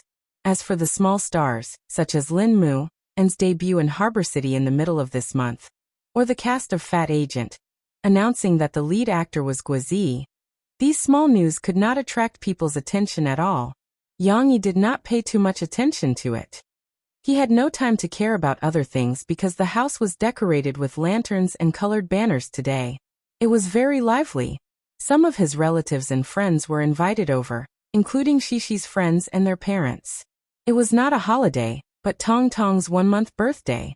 After the excitement, the guests each took 4 boiled red eggs home and left many toys, flowers, and other gifts for Tong Tong. During this process, the one who had the most fun was Shishi. Yang Chonggue and Dong Yue also laughed constantly. After all, it was their grandson's 1-month birthday party, which meant that Tong Tong had grown up a little. Every time a child grew up, his grandparents would be happy. Of course, Yang Yi and Murphy did not like this kind of complicated social interaction. After sending the guests away, they tiredly went upstairs and just wanted to have a moment of peace. Murphy was considered to have completed her confinement period. As her body was recovering well, she had taken off her heavy confinement clothes and changed into a more fashionable outfit. She still couldn't bear to change out of it. Seeing Murphy put the sleeping Tong Tong in his crib, then sit back on the sofa in her stiff woolen coat and snuggle in his arms, Yang Yi smiled and asked her, "Why didn't you change? Change into more comfortable home clothes? There are no outsiders at home now. I'm tired of wearing home clothes." Mo Fei stretched, then hugged Yang Yi's arm and said with a smile, "In the past few months, I haven't been able to dress properly. If I don't dress up, I'm going to become an old woman." "How can you be an old hag?" Yang Yi smiled, pinched Murphy's nose and said intimately, "Even if you become an old hag, you will still be my old hag." Hee hee. You really don't know how to talk. Listening to Yang Yi's mushy words, Murphy felt sweet in her heart, but she smiled and said, "You should say that I won't become an old hag. No matter what, I will always be a great beauty." This was a woman. However, Murphy did not intend to force Yang Yi to say this. She continued, "Hubby, you said that I don't have to stay at home all the time. If I go out, what should I do?" When Murphy said this, her tone was quite excited. However, anyone who had been cooped up at home for a month would be eager to go out and breathe fresh air. "You can do whatever you like." Yang Yi smiled. "Didn't you say that you want to go shopping, buy clothes, travel, and see the world?" These were the grand wishes that Mo Fei made when she was in confinement after giving birth to a child. However, when Yang Yi repeated them for her, Murphy shook her head, sighed, and said, "I can't go shopping. I haven't lost my weight yet. I'm too ugly. Moreover, if I go shopping, what will happen to Bien? He doesn't want to leave me. Don't think about traveling now. Bien is so small. If I take him out, what if he gets sick outside?" Thinking of her responsibility as a mother, Murphy's excitement disappeared. "You can go to the company. There won't be many people in the company, and it's not cold. I can take Bien to see the place where I work. Then I can start dancing and regain my figure. Bien will be very happy to see his mother dancing," Murphy said while counting her fingers. "Let's not talk about that. I think you should be willing to let Bien cry sometimes. Even if I hold him and he cries for a while, and then coax him to agree to let me hold him, it's worth it." Yang Yi felt that he should change some of Murphy's mentality. He wants you to hold him every day, and other relatives can't even hold him. It's not good for Bien to stick to you like this. You said yourself that you can't leave him. You can't do anything even if you want to. Murphy hesitated for a moment. She knew that Yang Yi was right. Finally, she nodded obediently and said, "Okay, but you can't be fierce to Bien. He may be in a difficult situation at first. You have to talk to him more and let him calm down. Don't worry. I have to be by his side. He will be very panicked if he can't see me. Try it slowly," Yang Yi said with a smile. This Wednesday night is Shishi's New Year's Eve party performance. She has been talking about it for a long time. Why don't you go and have a look? Yang Yi remembered and said to Murphy, "Dad and Mom will go with you. If you don't go, I will be worried about you at home alone." Last year, Yang Yi and Murphy participated in Shishi's performance. If Murphy didn't go this year, Shishi might feel very disappointed. "I can't go." Murphy shook her head and said regretfully, "There are many people at the scene, and the auditorium is dark during the performance. This kind of environment will make Bien feel uncomfortable. I'm afraid that it will leave a psychological shadow on him. Moreover, if Bien cries in the middle of the performance, it will disturb Shishi's performance." Yang Yi pondered for a moment and said, "Then let's do it like last year. I will ask Brother Lon to help me book a private room. We will have dinner together in there. You can take Bien to play in the private room.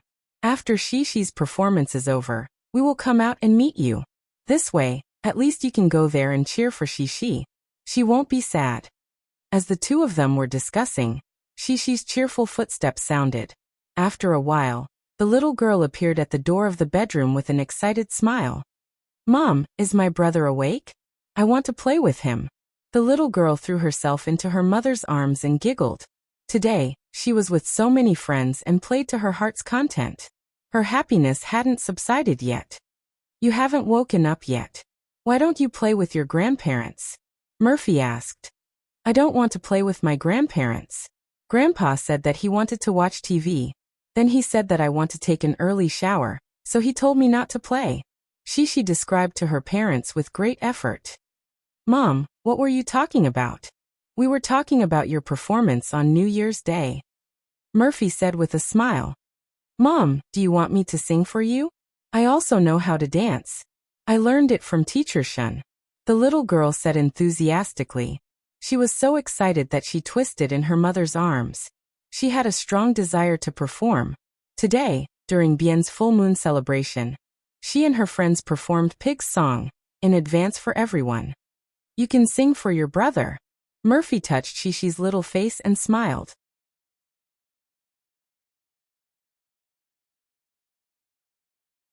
Chapter 643. Sing for little brother? Shishi was stunned for a moment after hearing her mother's words. After a while she giggled and said, "Mom, you lied to me. Little brother won't. He can't understand my singing. Papa said that there are many things that he doesn't understand." Murphy shook her head and said, "Mom didn't lie to you. Although little brother can't understand your singing, he can understand the melody. It's like sometimes when Mom sings, you can't understand the lyrics, but you still think it's good, right?" Yang Yi said with a smile. "You sing for little brother. He likes it very much now. Maybe when he grows up, he will also like to learn to sing and sing for you." This was the so-called early childhood education. Murphy actually believed in prenatal education and early childhood education. As early as when she was pregnant, she read stories to the baby in her belly and listened to pure classical music. When she was in confinement, she was not idle. When she interacted with Tong Tong, she often hummed to him. Yang Yi didn't understand at first, but Murphy used Shishi as an example and said that Shishi was so smart because she had been influenced by music since she was a child. Therefore, Yang Yi also joined the ranks of early childhood education for Tong Tong. Shishi looked at her parents suspiciously. Tong Tong didn't sleep for too long. When Shishi came out of the shower, Tong Tong had been woken up by Murphy. She asked him to drink milk and played with him. As the little guy gradually grew up, Yang Yi and Murphy couldn't let him sleep after eating. If he slept too much at night, Tong Tong, who was full of energy after a good night's sleep, would make Murphy unable to sleep most of the night. Moreover, it was not good for him to sleep day and night. Hee. Seeing that Tong Tong had woken up, Shishi couldn't wait to climb onto the bed. She looked at her brother's silly little face and wondered what he was laughing about. "Sister, you're back after your bath. Hey, sister smells good, right?" Murphy smiled and hugged Tong Tong so that he could see his sister. "Hee, I smell good, and so does little brother." Shishi moved her head closer. It was unknown whether she was sniffing Momo or deliberately teasing Momo. Then, she rolled around on the bed happily and said, "Of course, Tong Tong was fragrant." At this time, the baby's body still carried a rich milky fragrance. "Big sister is also very beautiful. Our son must be handsome in the future, as good-looking as sister." Mo Fei gently shook little rascal's hand. After a while, Murphy asked Shishi, who had rolled onto the quilt and was playing with her brother like a dumb worm, "Are you going to sing for little brother?" "Okay." Shishi rolled over and sat up. She said excitedly. The little girl really wanted to perform for her brother. She was sitting cross-legged. Although there was a sweet smile on her little face, her big bright eyes revealed a serious expression. Since it was a performance, she had to give it her all. Murphy gently placed Tong Tong on the bed. She intimately tapped the tip of the little guy's nose and said, "Big sister is going to sing for you. Momo, you have to listen carefully." Tong Tong of course didn't understand. He stared fixedly at his mother who was talking to him. His little mouth opened slightly and his chubby little legs curled up. Shishi's performance had already begun. "Pig, your nose has 2 holes." After singing the first line, Shishi suddenly realized a problem. She couldn't help but giggle. "Mom, little brother also has 2 holes in his nose." Shishi stuck out her little tongue. She raised her eyebrows and smiled at her mother. "But little brother isn't a pig." "Of course not. What are you thinking? Who has 2 holes in their nose? Steamed bun also has 2 holes. Little Guai also has 2 holes." Murphy said in amusement. But I'm going to sing with little brother. It's like Nan Xiaoyu and the others. We're going to act as little piggy." Shishi gestured as if she was afraid that her little brother would suddenly become little piggy. Although little piggy was very cute, her little brother was still as cute as he was now. "It's okay. Little brother doesn't understand. Just don't think too much." Murphy coaxed helplessly. "All right, let's continue singing."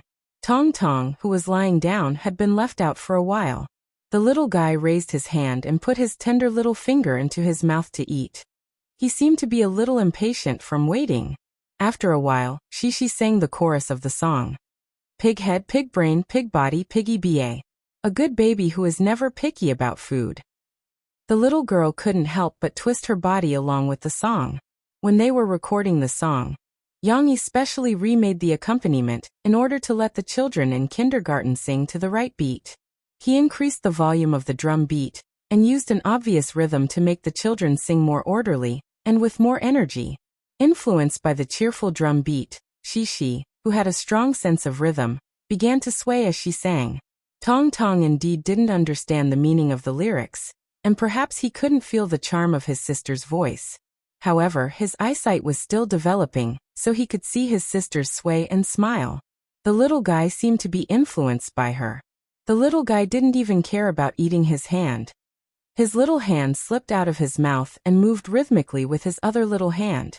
This reaction wasn't obvious enough. When Shi sang the second time, when she sang, "You still have snot on your nose when you have a cold," Shi's cute pronunciation at the end was like a feather falling on one end of a scale. Tong Tong's lips curled up slightly and he grinned. "Mom, little brother is smiling." Shi, who had been watching her little brother sing, was overjoyed. She didn't even wait until he finished singing and turned to look at her mother excitedly. Tong Tong knew how to smile. It was different from the unintentional expressions he used to have. Recently, he had gradually developed the ability to smile, especially when he was in his mother's arms. After drinking milk to his heart's content, and then feeling a strong sense of love from his mother's coaxing, the little guy would grin and express his emotions with a smile. "Yes, little brother really likes your singing. Did you see that?" Murphy was also very happy because other people couldn't make Tong Tong smile so easily. Yang Yi had once tried his best to make Tong Tong smile, but he still couldn't make Tong Tong smile. He just blinked his eyes and watched him jump around, which made him feel very frustrated as a father. Yang Yi, who had just come out of the bathroom, heard the commotion. He ran over in surprise and asked, What? "I sang for little brother, and then he smiled," Shi said happily to her father. "Continue singing. Let me see," Yang Yi urged his daughter. After a while, Shi's solo turned into a duet with her father. Yang Yi basically didn't know how to sing this song. He even let Jin Ingming teach him in the recording studio because he felt that this song was too childish and difficult to sing. This was also why he wrote it for children to sing. But at this time, how could Yang Yi think so much? He followed Shi and hummed softly to Tong Tong, who was lying on the bed. "Pig, your tail is curly and curly. It turns out that you can't leave it even when you run and jump." Tong Tong seemed to really like it. His eyes were curved, and he had a cute smile on his face. He was so happy that he couldn't stop. He even made a few simple syllables. "I think he's calling my name." Yang Yi laughed shamelessly. Murphy, who was next to him, was amused by his shamelessness. She hugged Shi and laughed until she was convulsing.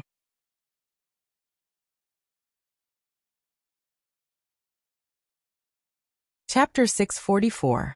Yang Yi was not someone who liked to go back on his words. He had promised Yin Yangfeng that he would come up with his program proposal before the end of the month. He had indeed taken the time to write the proposal amidst his busy schedule of taking care of his wife and children. On the 29th of December, Yang Yi, Yin Yangfeng, and two more experienced program directors from China Star Productions met in the small building of the Hua Yi Brothers Management Company in Phoebe Studio. This is Director Yen Tao, the former main director of High Energy Challenge. This is Director Ren Min, the assistant director of Life Transformations. They actually do the same thing as Director Hu. They used to have a division of labor and many episodes were directed by Director Ren alone. Yin Yangfeng introduced to Yang Yi. Yen Tao was a tall middle-aged man with a clean-shaven crew cut. He looked calm and composed. Ren Min was a female director who should be around 40 years old. She was not tall and did not look outstanding, but she looked gentler, like a big sister next door. Actually, when Yin Yangfeng introduced Ren Min, he looked a little awkward because the director who he mentioned, who was the main director of Life Transformations, had resigned more than a week ago. Glorious Star Productions was not to be trifled with. They had poached Hu Sheng with a high salary to direct the more important High Energy Challenge. Of course, Glorious Star Productions had wanted to poach Yen Tao in the beginning, but Yen Tao did not accept their olive branch because Glorious Star Productions would not accept anyone else from China Star Productions. Yen Tao could not let go of the team he had worked with for so long. However, it was obvious that Hu Sheng being poached was a huge loss to China Star Productions despite the compensation for the breach of contract. Yun Yangfeng felt that he had not done well, and had embarrassed Yang Yi. Director Yen, Director Ren, hello. Yang Yi did not dwell on these issues but asked everyone to sit down and talk. Actually, I've watched all of your programs. Whether it's High Energy Challenge or Life Transformations, I've watched them all. I've even watched the few episodes of Life Transformations that Director Ren filmed. They're really good. Yang Yi said with a smile. Let's not talk about the past. Today we're mainly talking about our new China Star Productions, the first program we're going to produce. Getting to the point so quickly? Yen Tao and Ren Min were a little surprised, but they also liked this kind of swift and decisive boss. They put down some contempt in their eyes and seriously looked at Yang Yi. Ren Lian even took out a notebook and prepared to record it. This program requires the two of you to work together. This is not to let you compete for the position of executive director, but to see the two of you complement each other in your respective areas of expertise and make our program a success. Yang Yi said with a smile. Yang Yi's words confused Yen Tao and Ren Min. However, Yang Yi had already signaled Mo Xiaowan to distribute the printed program plans. They didn't have time to question him, and looked at Yang Yi's program proposal first. Yin Yangfeng received one as well. When he saw it, he could not help exclaiming, "Limit challenge?" Although Yang Yi was aware of his impoliteness and had already lowered his voice, he still looked at Yang Yi in surprise. Limit challenge? What did that mean? Was he trying to compete with Starlight Productions? Since he wanted to create an limit challenge, why did he sell High Ability Challenge? Yang Yi knew that they would have such a reaction, so he raised his head slightly and said, "Look carefully, this is a different program from High Energy Challenge." Why was it called Limit Challenge? Actually, Yang Yi was still a little conflicted. He didn't know that this program should be called Limit Challenge. It was better to call it Run, Brother. The structure of the program was similar to Limit Challenge, but it incorporated some attractive elements of Run, Brother. After all, there were no running men in this world.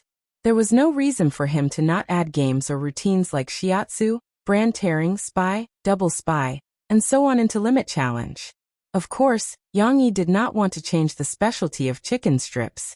Games like shiatsu or brand tearing that were repeatedly played in Running Men might only be played once in chicken strips. Every episode had different game content, different scripts and plots. Only then could this variety show continue to flourish. It was also because the overall structure came from the Limit Challenge that Yang Yi decided to name the show the Limit Challenge. Obviously, this would cause misunderstandings. For example, Yun Yangfeng's reaction now would also cause some disputes, such as the dissatisfaction of Starlight Productions. However, Yang Yi did not care about these. If they were dissatisfied, so be it. Come and bite me. Yen Tao and Ren Min, who were watching Yang Yi's plan seriously, were deeply attracted by Yang Yi's description. Especially towards the end, Yang Yi had even written down the process of the program in words. With Yang Yi's writing skills of adapting so many books, this program was naturally written by him beautifully. As Yen Tao and Ren Min watched, they felt as if they were there, vivid scenes appearing before their eyes. For example, in a hotel room, a male artist who was sleeping shirtless was woken up. He faced the camera with sleepy eyes and began to choose the room number of the next artist he wanted to wake up. It felt like the program had not been filmed yet, but they felt like they were already participating in it. Yang Yi saw that they had finished watching one after another and smiled, asking, "How is it? My plan is good, isn't it?" Yen Tao's expression was a little colorful. One moment he was emotional, the next he shook his head with a bitter smile. In the end, it was still him who was the judge. He said with a bitter smile, "Boss Yang. Call me Yang Yi. And Teacher Yin, you can call me Yang Yi too. Calling me boss is too distant." Yang Yi waved his hand. Yang Yi. Yen Tao also felt that it was awkward to call him Boss Yang. After all, he was much older than Yang Yi.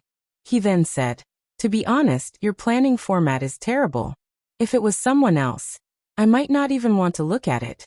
Was this a criticism? Yang Yi was a little embarrassed. He had never learned how to write a program, so he was completely free to express himself. However, it's fortunate that I watched it. Otherwise, I would have really missed out on a good program. I'm also very glad that I didn't leave China Star Productions and had the chance to participate in such an interesting program production. Yin Tao's tone changed. It sounded like he was trying to flatter Yin Yang, but in reality, he was really excited as he said, I think your program is 10,000 times more interesting than High Ability Challenge. Besides, you've written it in great detail. I believe that as long as we execute it seriously, we'll definitely be able to produce such an interesting program. Director Yen is a little excited, but I think Director Yen is right. From the perspective of an ordinary audience, if this program is filmed, I'll definitely watch it. I won't miss a single episode. Yin Yang said emotionally. He was a little ashamed of his doubts just now. Ren Lian nodded lightly. She was still thinking about what she wanted to say. She had to say something different to gain the attention of the leader. Yang Yi breathed a sigh of relief and said with a smile, I'm relieved to be able to gain your recognition. Whether it was Yen Tao, the director of the variety show, or Yin Yangfeng, who was in charge of operations and knew the audience's needs the most, they were all professionals. They were so excited just from looking at a program proposal. Or was it because the program was originally good and its creativity was invincible? Yang Yi had also tried his best to describe the first episode of the Limit Challenge, as well as many backup game ideas for them to see. This was obviously enough for them to see the potential of the program. Renjing finally understood. She raised her head and said seriously, Yang Yi, I think the future selling point of this program isn't just the creativity of these games. It's also the choice of the 6 celebrity hosts. We must choose celebrities with distinct personalities, smart and quick-witted, and can handle the situation. It doesn't matter if they're big shots or not. They must meet the needs of our program. Besides, there are 6 of them, 5 men and 1 woman. They must all have different personalities.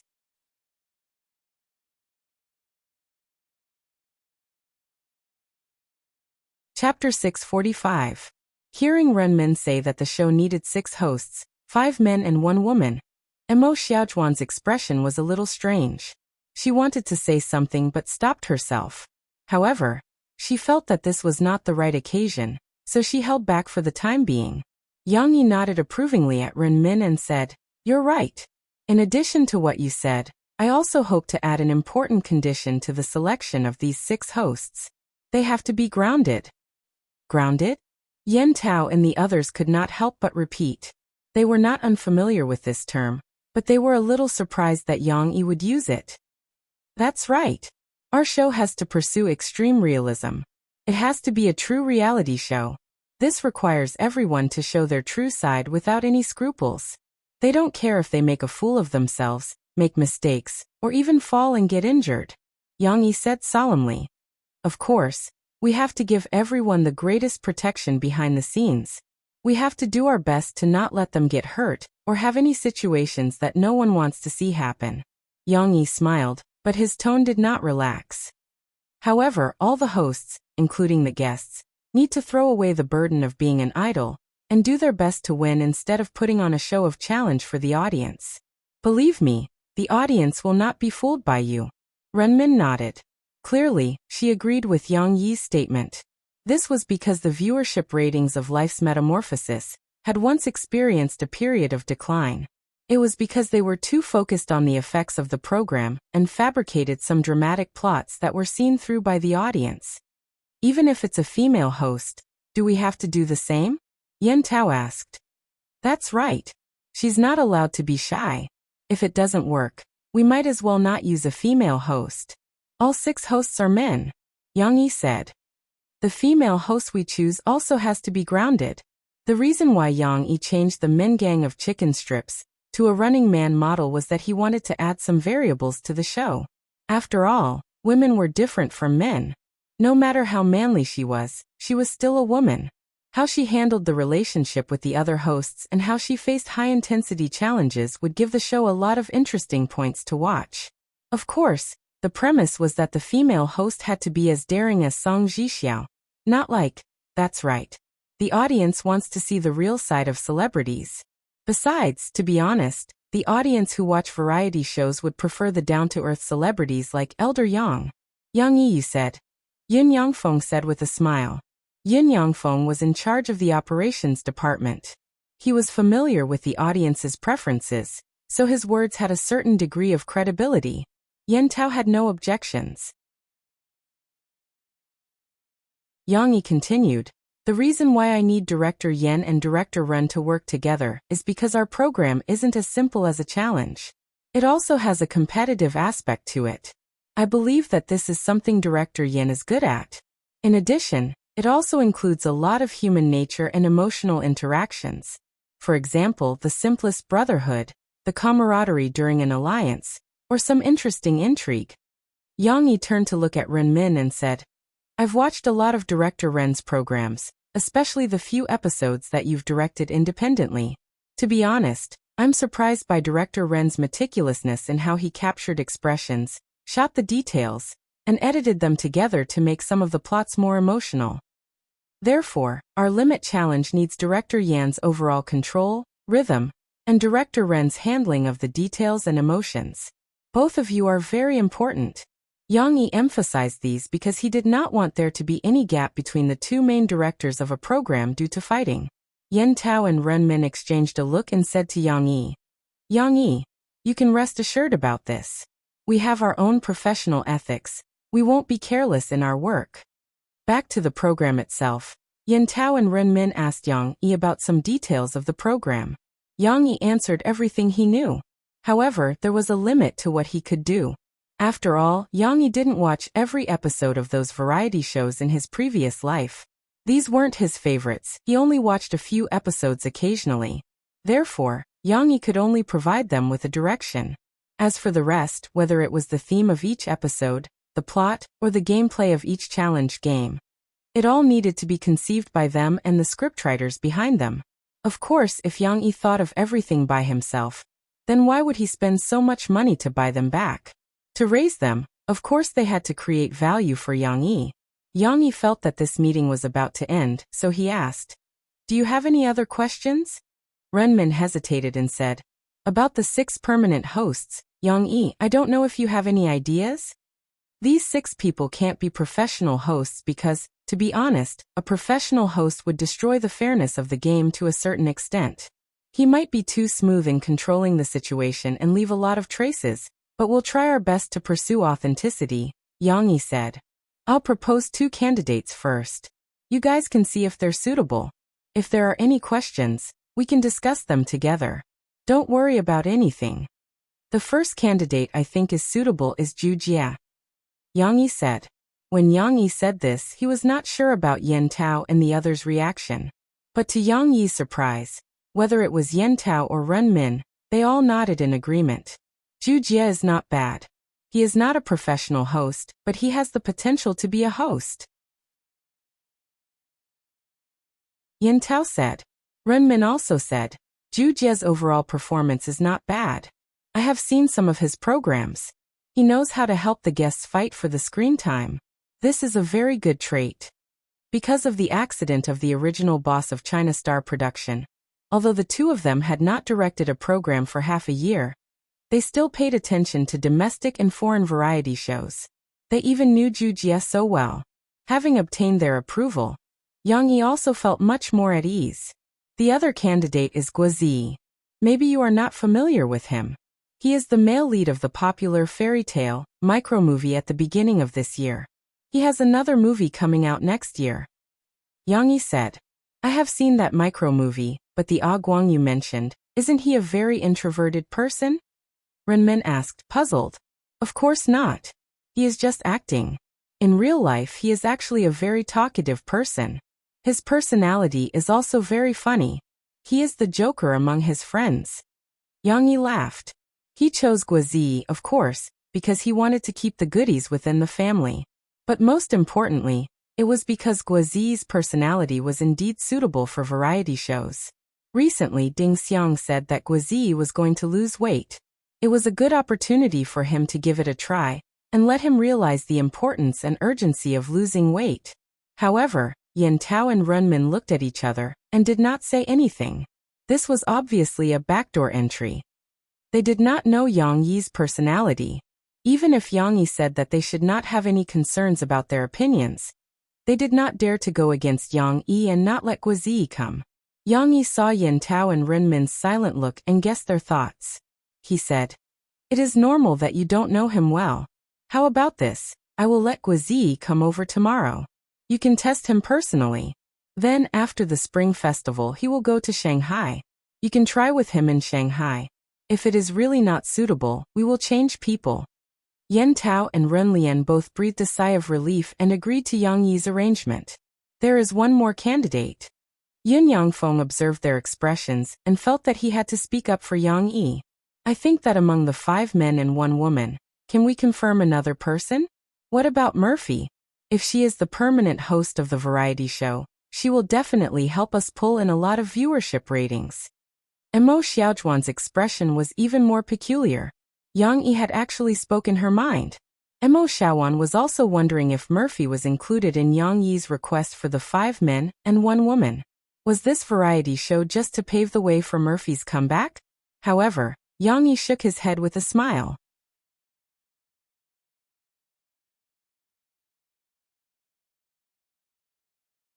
Chapter 646. Murphy, who was being discussed by everyone, was actually just next door. She was holding Tong Tong and standing in the middle of the employees with a smile. The cute Tong Tong naturally attracted a lot of female fans. Xiao Ai and 5 or 6 other female employees surrounded Tong Tong and Murphy, trying to tease Tong Tong. "Is he still drinking breast milk? Did you give him any supplementary food? He's only 1 month old, but he must be full of curiosity about this world. Look at his eyes, they're so cute. Sister Fei, does your mother-in-law help take care of him? You can't be too arrogant. It's normal for children to cry. You have to let him familiarize himself with other family members." Perhaps it was due to their maternal instincts, but all the female employees had no resistance to such a small baby. Although other than Xiao Ai, they were not very familiar with the boss Murphy. At this time, they all acted like they had been friends with Murphy for many years. They enthusiastically talked to Murphy about parenting. Of course, the female employees who had not given birth yet, such as Xiao Ai, could not get a word in, but it did not matter. She still enjoyed teasing Tong Tong. However, Tong Tong seemed a little cold. So many beautiful women were teasing him, and they were even holding brightly colored keychains to attract his attention. However, Tong Tong just rolled his eyes curiously, and he did not have any intention of laughing at all. His mouth moved, but the little guy only yawned. After yawning, his eyes became lazy, as if he was saying, "Sisters, I'm going to sleep." But it did not matter. Even if Tong Tong did not cooperate, it could not stop the sisters from liking him. Xiao Ai said enviously, "He's so cute. Look at his mouth when he opens it. He's cute even without teeth. Ah, my heart is about to melt." A few married women next to her took the opportunity to tease her. "Manager Ai, your heart is melting. Hurry up and have a baby. What are you waiting for?"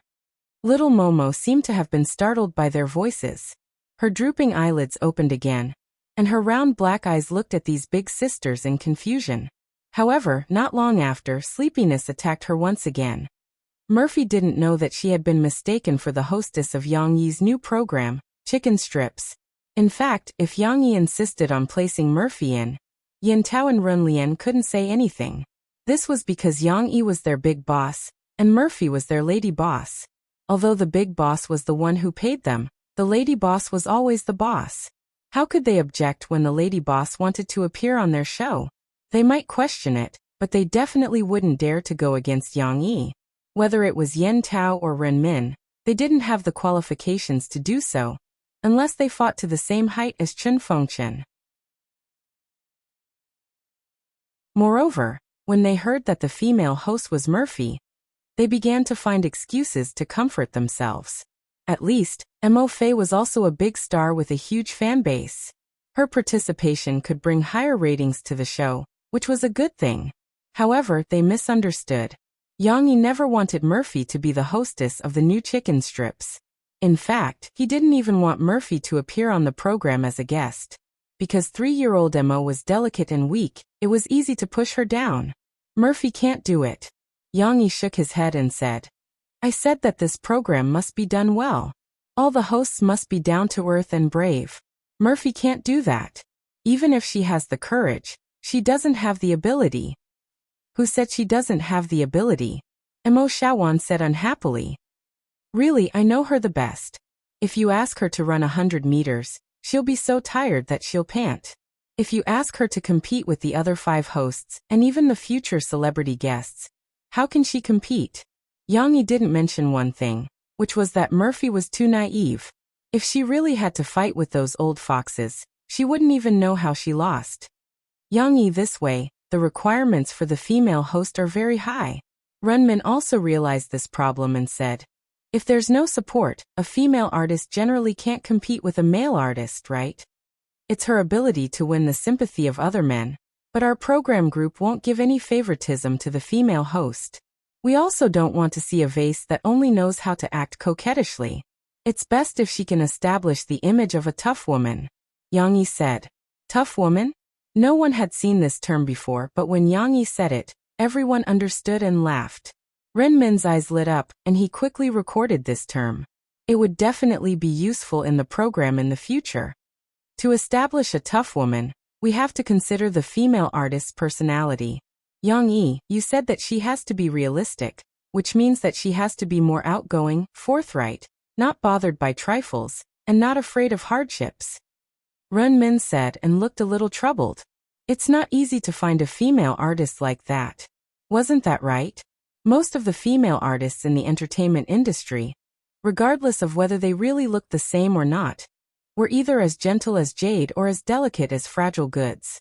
However, it was undeniable that this was the type that most men liked. Before the concept of a tough woman became popular, there were very few female artists who were tough. Yang you can consider Yang Huan. Emo Shawan couldn't stand it anymore. She was different from Yang She was more selfish. It was such a good program, so she definitely had to use her own artist. Moreover, Yang Huan was so suitable. Don't be shy about recommending Yang Huan just because she's your sister. Yang Huan's personality is just like what Director Rin said. She's forthright and doesn't care about trifles. I also believe that she's not afraid of hardships. Most importantly, if you want a female artist who dares and can compete with male artists, Yang Huan can do it. She's been practicing martial arts since she was a child. She's very skilled and ordinary men can't beat her. Yang knew that Emo Shawan was saying this for Yen Tao and Renmin. Huan isn't suitable, is she? Yang frowned and said, she's not even a celebrity. She's never acted in a movie before. She's never sung either. To be honest, Yang also wanted Yang Huan, but she wasn't qualified. Emo Shawan looked at Yang strangely. She hesitated and said, who said that Yang Huan hasn't acted before? She just didn't tell you. Didn't you notice that Yang Huan has been very busy recently? Ding Xiang was the one who answered the phone. She went to the Jiangnan military region, and is filming Drawing Sword with director Chen Fengchen. Emo Shawan, the head of internal affairs, naturally knew about Yang Huan's filming. She even helped arrange for a driver to pick Ding Xiang up in case she was too busy with classes and final exams. Of course, she also helped to hide it from Yang However, this was a rare opportunity. Emo Shawan didn't care about leaking the secret because she wanted to help Yang Huan. Yang looked at Emo Shawan in surprise, but before he could speak, Yin Tao asked, she's filming Drawing Sword? What role is Yang Huan playing? It was hard to tell that Yin Tao was a fan of Drawing Sword. She's playing Xiuqin. Emo Shawan laughed. Xiuqin. The image of a strong woman suddenly appeared in Yin Tao's mind. Yang Yi's face darkened and said, nonsense. Why is Director Chen doing the same? Just because she's my sister, he's letting her play Xiuqin? Xiuqin was a very important supporting actress. If she didn't do well, the show would be ruined. Yang you're underestimating your sister. Emo Shawan said proudly. Huan went to the audition because Ding Xiang helped her get the chance. Director Chen didn't recognize Huan until the end of the audition. She got the role with her own efforts. Through their conversation, Yin Tao and Run Lian had a better understanding of Yang Huan. Although Yang Huan was still inexperienced, Yin Tao and Run Lian were both very curious about Yang Huan according to Mo Xiaojuan's description of a person who was good at fighting and had a compatible personality. If that's the case, why don't we let Yang Huan try it first? Who knows, she might surprise us. Yin Tao, a fan of drawing sword, could not help but say. Really? Yang Yi hesitated for a moment. He was actually very tempted. After all, it was a good opportunity for Yang Huan. Let her meet the other hosts and try it out. Or record the first episode and see how it goes. Run Lian also said. If the results are good, I think we don't have to care about her popularity. After all, our show doesn't need celebrity effects, but authenticity. Alright, that's settled then. Take a look at who the other hosts are. Yang Yi no longer pretended to refuse and waved his hand. It was as if a painting was unfurled. However, it was also true. From that day onward, the world's new limit challenge would set sail.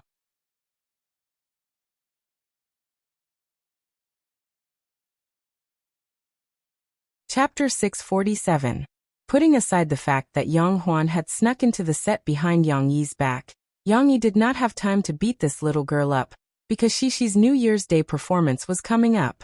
On the last night of the year, Yang Yi brought his family to the same hotel as last year. Not only Yang Yi and Murphy, but also Yang Chongguei and Dong Yue were dressed very fashionably. When they arrived at the private room, they took off their thick coats. Grandpa Shen was wearing a Chinese long-sleeved shirt with a standing collar, which was popular in their era. The diagonal buttons were tightly buttoned and looked very spirited. The navy blue color matched with the white scarf around his neck, which was similar to Hada's, made him look like a big boss from the old Shanghai. If he held the felt top hat that was hanging on the hanger together with his coat, he would look even more like one. It was also the first time that Dong Yue was dressed so formally. Of course, she could not dress in bright colors like Zhou Mingyu, who did not want to admit that she was old. Grandpa Shen's dress was similar to that of an ordinary old person, but the workmanship of the dress was more delicate. In the elegant brown texture, there was a deeper red outline of a maple leaf pattern, which made the solemn dress look lively and lively. Of course, it was not just the adults. Even Tong Tong was dressed up. He was wearing a cute baby panda costume, and was being held in his mother's swaddling clothes. He looked like a fashionable baby. With such a big lineup, they were, of course, cheering for Shishi's family and friends. However, Shishi was wearing a prop costume today. It was a slightly round pink dress with a small curly tail. Later, I'll wear a pig's nose and big ears. Then I'll look like a pig. But Mr. Moose said that we can only wear them after dinner. The little girl gestured with her hands beside her ears and happily explained her costume to her grandparents. Why do you have to act as a pig? Yang Chongguei was a little unhappy. Can't you act as a horse? Or a human? Because a pig is super cute. Cough cough. Shishi pressed her little nose up and snorted like a pig, but she was amused by herself. She giggled and twisted around. In the end, she fell into her father's arms. She didn't know how fun it was. Pigs don't cry like that. Dong Yue was amused. Her grandmother, who was very experienced in feeding pigs, showed her granddaughter how to make a pig sound. Squeak squeak, squeak squeak. He had to admit that his imitation was quite good. It was true that there were experts among the people. Shishi was attracted by her grandmother's voice. The little girl looked at her grandmother with admiration and said, "Grandma, you're really amazing." Yang Yi comforted Yang Chongguei and said with a smile, "Dad, don't worry about these things. In the eyes of Shishi and the other children, pigs are cute. Moreover, there are many people in the city who treat pigs as pets. They are clean and don't look bad at all." Yang Chongguei shook his head. He didn't understand what these young people were thinking. However, Shishi remembered what she hadn't finished speaking. She jumped out of her father's arms and ran to the sofa where her grandfather was sitting. She shook her grandfather's arm and pestered him. "Grandpa, do you know why I'm not wearing a pig's nose now?" Yang Chongguei was pestered by his granddaughter. He didn't have the time to complain about those young people. His eyes were full of kindness and he asked, "Why?" He, Grandpa, I already told you." She was overjoyed. She hugged her grandfather's arm and laughed. "Because I can't eat if I'm wearing a pig's nose. That's not a big deal." Yang Chongguo thought that she was talking about something important. He couldn't help but shake his head gently. However, he was comforted by Xishi's innocent look and smiled. Just like last year, Lans Haokai and Wu Jingjing also came to find Yang Yi. They were going to watch the children's performance together later. "Old master, you're dressed so well." When Lans Haokai saw Yang Chongguo, he couldn't help but praise him. One word, handsome. How could Yang Chongguo be complacent with the praise of the big fatty? In any case, the old man was someone who had seen big scenes. He stroked his white beard and nodded lightly at the other party. However, he had a carefree and unperturbed look on his face. Lans Haokai felt that the old man was very charming. Wasn't an otherworldly master supposed to be unfathomable? Lans Haokai sighed in admiration. "Old master, look at your aura. You're definitely a master of a generation. I don't feel like any master in those movies. Only our old man is imposing enough. Just sitting here makes people feel that you're unfathomable. That's enough, Brother Lon. If we continue to flatter each other like this, the food will get cold." Yang Yi smiled and picked up food for Xi and Lon Xian, who were already sitting together and chatting about little girls. Lon Lonkai sat down and said, "I'm not bragging, and I'm not flattering the old man. I just think that the old man's clothes are not bad. Where did you buy it for him?" "That's right." Lans Haokai was moved. He felt that he should also get a set of clothes like this to show off. "You want it too? It's the same place. I'll get the old tailor to make it. You can go to him." Yang Yi shook his head helplessly. Today's private room was livelier than last year. Not only were there more Yang Chongguo and Dong Yue, but in the middle of the meal, Lu Weisha and her parents also came to visit after finding out that Xi and Yang Yi were in the private room. Yang Yi and David were closer. David often went to Yang Yi's coffee shop. It didn't matter if Yang Yi wasn't there, because he went there for coffee. However, if Yang Yi was there, the two of them would have the chance to chat about anything. David said that Yang Yi was one of the few knowledgeable people in China. Therefore, he felt that Yang Yi was very congenial. Lu Weisha's mother, Maria, met Murphy for the first time. The two of them communicated in English. They mainly talked about their children, especially Tong Tong. Maria was very interested in the cute Tong Tong in Murphy's arms. She reached out and made a hugging motion. She asked Murphy, "Can I hug him? This is really a cute little boy." Murphy regretfully told her that Tong Tong was a little shy. Other than his mother's embrace, he would cry in other people's embrace. Yang Chongguo actually knew a little English, but he had stayed in the countryside for decades and had forgotten most of it. Especially since Murphy and Maria spoke faster, the old man couldn't understand them at all. It didn't matter if he didn't understand. However, when the foreign woman made a gesture of wanting to hug his grandson, the old man couldn't help but be vigilant. Other people didn't have much of a problem, but foreigners? The old man was on guard. What are they talking about? Yang Chongguo couldn't help but mutter. Cece was sitting beside Grandpa and talking to Lu Weisha and Lon Xian. Grandpa's words drifted into the little girl's ears. Cece glanced at Grandpa and followed his gaze to look at her mother and Lu Weisha's mother. This little girl was so warm-hearted. How could she leave her grandfather to the side and let him face the problem alone? After listening for a while, Xi translated for her grandfather. "Grandpa, Lu Weisha's mom told my mom that Tong Tong cries and that everyone doesn't like hugging him because something is wrong with him." "Oh, I don't know. Lu Weisha, do you know what your mom said?" Xi tried her best to translate for her grandfather, but her vocabulary was limited. She didn't know how to translate, and she didn't understand some of the words. Lu Weisha saw that her friend was in a difficult position, and enthusiastically helped her. "I'll go and ask." Lu Weisha used Chinese. After asking for a while, she ran back happily. She stood beside Xi and said to Xishi's grandfather, "My mother said that Tong Tong cries because he's scared and needs to use soother." "What is soother?" Xi asked in confusion. "Yes, what is soother?" Lu Weisha didn't know how to explain it in Chinese. She looked a little anxious and explained with gestures, it's this in the mouth. But her description made everyone even more confused. Yang Chonggui had a good impression of Lu Weisha when he heard her speak Chinese. Besides, she was a child, so he didn't mind too much. Now that he saw Lu Weisha's enthusiastic and embarrassed look, he waved his hand and said, "Good girl, don't say any more. It's okay." But the old man underestimated the children's thirst for knowledge.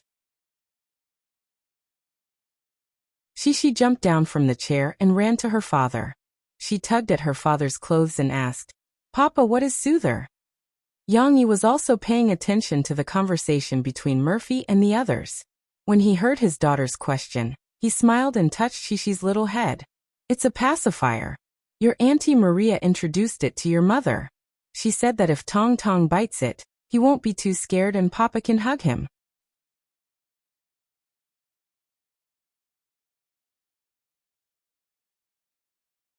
Chapter 648. The performance of the older children was arranged to be in the middle. As Yang Yi was worried about Murphy and Tong Tong, he went out before Shishi's performance. He accompanied Murphy for a few minutes before returning. Of course, since it was on the way, Yang Yi went backstage to cheer Shishi and the other children on. Although he was only Shishi's father, he was also very popular with the other children. He was like an idol to the other children. One sentence from him was more effective than several sentences from Teacher Mu. "Daddy, did you bring your camera?" Shishi finally had a chance to talk to her father. She asked in a muffled voice with a pig's nose. Shishi was talking about her own camera. Yang Yi had given it to her to take pictures of the little fish for her homework. By the way, Yang Yi was worried that Shishi would be worried about those little fish after they died. Therefore, he persuaded Shishi to send them to Lan Xian's big fish tank to be raised together. As for how many of them were still alive, Yang Yi did not know. He only knew that poor Shishi had sent people to buy fish to replenish the aquarium tank. Last night, the little girl mysteriously came to look for her father with her camera. She asked her father to take her camera to watch her performance and take pictures of her. "I want to show it to my brother. He doesn't understand it yet. He'll be able to see it when he grows up." Yang Yi did not forget how serious Shishi was when she said these words to him. He was shocked by his daughter's intelligence that sometimes surpassed that of other children her age. It was not a big deal to know how to take pictures. However, it was not easy for a 5.5-year-old girl to be able to think about things so far in the future. Yang Yi smiled and patted his daughter's head as he said, "Yes, I brought it. I'll let your grandpa hold it for you. Don't worry. I also brought a big camera that can record videos. Your mother can also watch your performance when the time comes." Shishi was relieved and smiled. Her big eyes were full of ripples when she smiled. Under the light, it was as beautiful as the reflection of small stars in a rippling lake. After a while, Yang Yi welcomed Shishi's performance in the audience. After the host, Teacher Shin, announced the performance, a tall foreign girl with blonde hair and blue eyes rushed onto the stage after a round of applause. She was wearing a princess dress. The weather was so cold, and she had a thick fur coat on her shoulders. Of course, it was Lu Weisha. Her performance was very simple. She looked around in confusion, as if she had lost her way. A long time ago, there was a princess who went to the forest to play, but she got lost. Behind the scenes, a loud and clear voice was reading the background of the story. At this time, Lan Zhoukai, who was sitting next to Yang Yi, excitedly introduced the voice to the people next to him. He even bypassed Yang Yi and introduced the voice to Yang Yi, who was sitting next to Yang Yi. "This is my daughter." That's right. People who were familiar with the voice could tell that the voice behind the scenes was the loud voice of Lan Xian. Lan Xin was not a good dancer, and she would be very nervous after going on stage. However, she was very comfortable with this dubbing job. All she had to do was to repeat Teacher Mu's words aloud, and she would be fine. At this time, an explorer appeared. Wang Shijuan, who was dressed like a soldier, appeared on the stage. Then it was the story of the explorer inviting the curious princess to explore the legendary Piglet Kingdom in the forest. On the way, they met a big-tailed squirrel, a simple and honest bear, and a wild duck that could talk. The story passed quickly. These animals all joined their team. Everyone went to the Piglet Kingdom together, and saw many cute piglets. There was a little piglet like Shishi, who wore a pink dress over her piglet costume. There was also a little piglet brother who wore a suit over his piglet costume. "You are all so cute." Lu Weisha, who was the princess, picked up the microphone and said in her still shaky Chinese, "So this is what a piglet looks like." Then the music started. First, there was a light and pleasant prelude accompanied by a soft waist drum sound. All the children began to dance. Shishi and Yang Luoqi, the two best dancers, of course, wore piglet costumes and led the dance. The dance was not complicated. In fact, it could even be said to be simple. At the beginning of the prelude, the children just followed the rhythm and ran to their positions. During this time, Chen Shiyun even ran to the wrong position because she was nervous. However, this was normal. The children's performance could not be perfect. The teachers did not come up to spoil the fun and let them jump off the stage. "Pig, you have 2 holes in your nose." A young child's voice came from the sound system. This song really lifted the spirits of the parents who were still a little confused. The children on the stage raised their small hands and made an okay gesture. 2 small hands clasped around their noses and gestured. "When you have a cold, you still have snot and nyo-nyo." These interesting lyrics, accompanied by the children's gestures, added a lot of fun. Without this song, Shishi and the others' performance would be ordinary. However, with this song that had never appeared before and was full of childlike interest, made the program fun. It was as if the princess was singing and describing the piglets. "Pig, you have dark eyes." The children gestured around their eyes with their fingers. Yang Chonggui, who was beside him, was beaming with joy. The old man stared at his granddaughter with a smile. The little girl's cute dance made the old man forget that he did not like Shishi acting as a pig. Now his mind was full of the idea that this little pig was his granddaughter, and that she danced beautifully. The little girl and her friends danced with all their might. Although it was simple, there were many movements and they had to be memorized. Fortunately, Shishi had a good memory, and the dance matched the lyrics very well. Even so, the little girl was still a little nervous. Her little face was tense. Although she had a pig's nose, Yang Yi could still see that. His heart ached. Of course, although Yang Yi and Ji Ningming helped the children make the recording of this song very pleasant, there were still some flaws. For example, the following line, "Looking and looking, I can't see the end of it." None of the children could sing well. Shishi and the others could not sing the high notes at this point. Now in the recording, they forcefully raised their voices but quickly lost their energy. Even if Yang Yi and the others tried their best, they could not do it. From the sound system, anyone could tell that the children could not sing the high notes. However, the adults did not care at all. Instead, there was some kind laughter and applause for the children's hard work. Sometimes, flaws were also a kind of beauty. Yang Yi felt uncomfortable listening to it, but when he saw the parents' reaction, he was slightly relieved. At that time, Ji Ningming had advised him to keep this question. It would be more realistic. Weren't all children like this when they sang? It wasn't just the line just now. The little ones couldn't continue singing that part of the high note, so running and jumping can't be separated from it. The persistence in their singing made people unable to help but think of their hard work. The flaws couldn't obscure the beauty of the song. The interesting nature of the song made the program very enjoyable for the parents. Pig's head, pig's brain, pig's body, pig's tail. Good children who are never picky about food. There was a strong rhythm to the song. Coupled with the cute way the children turned their backs and shook their buttocks, it really made people want to go up and shake their buttocks. In the middle of the performance, the brisk rhythm had already made the audience happy. The children in the audience could not sit still and were twisting in their seats. It seemed that they liked this program more than the adults.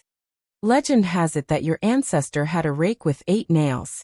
The fortune teller said that he was destined to fall in love. When he saw a beautiful girl, he would laugh and laugh. He would not blush or be afraid. You are very much like him. In the end, the new little pig Nan Xiaoyu, who wore Zhu Beiji's monk robes and carried a rake weapon, ignited everyone's enthusiasm. Many parents who had read the story of Journey to the West to their children smiled knowingly. The children in the audience also shouted excitedly, "Zhu Beiji, this is Zhu Beiji."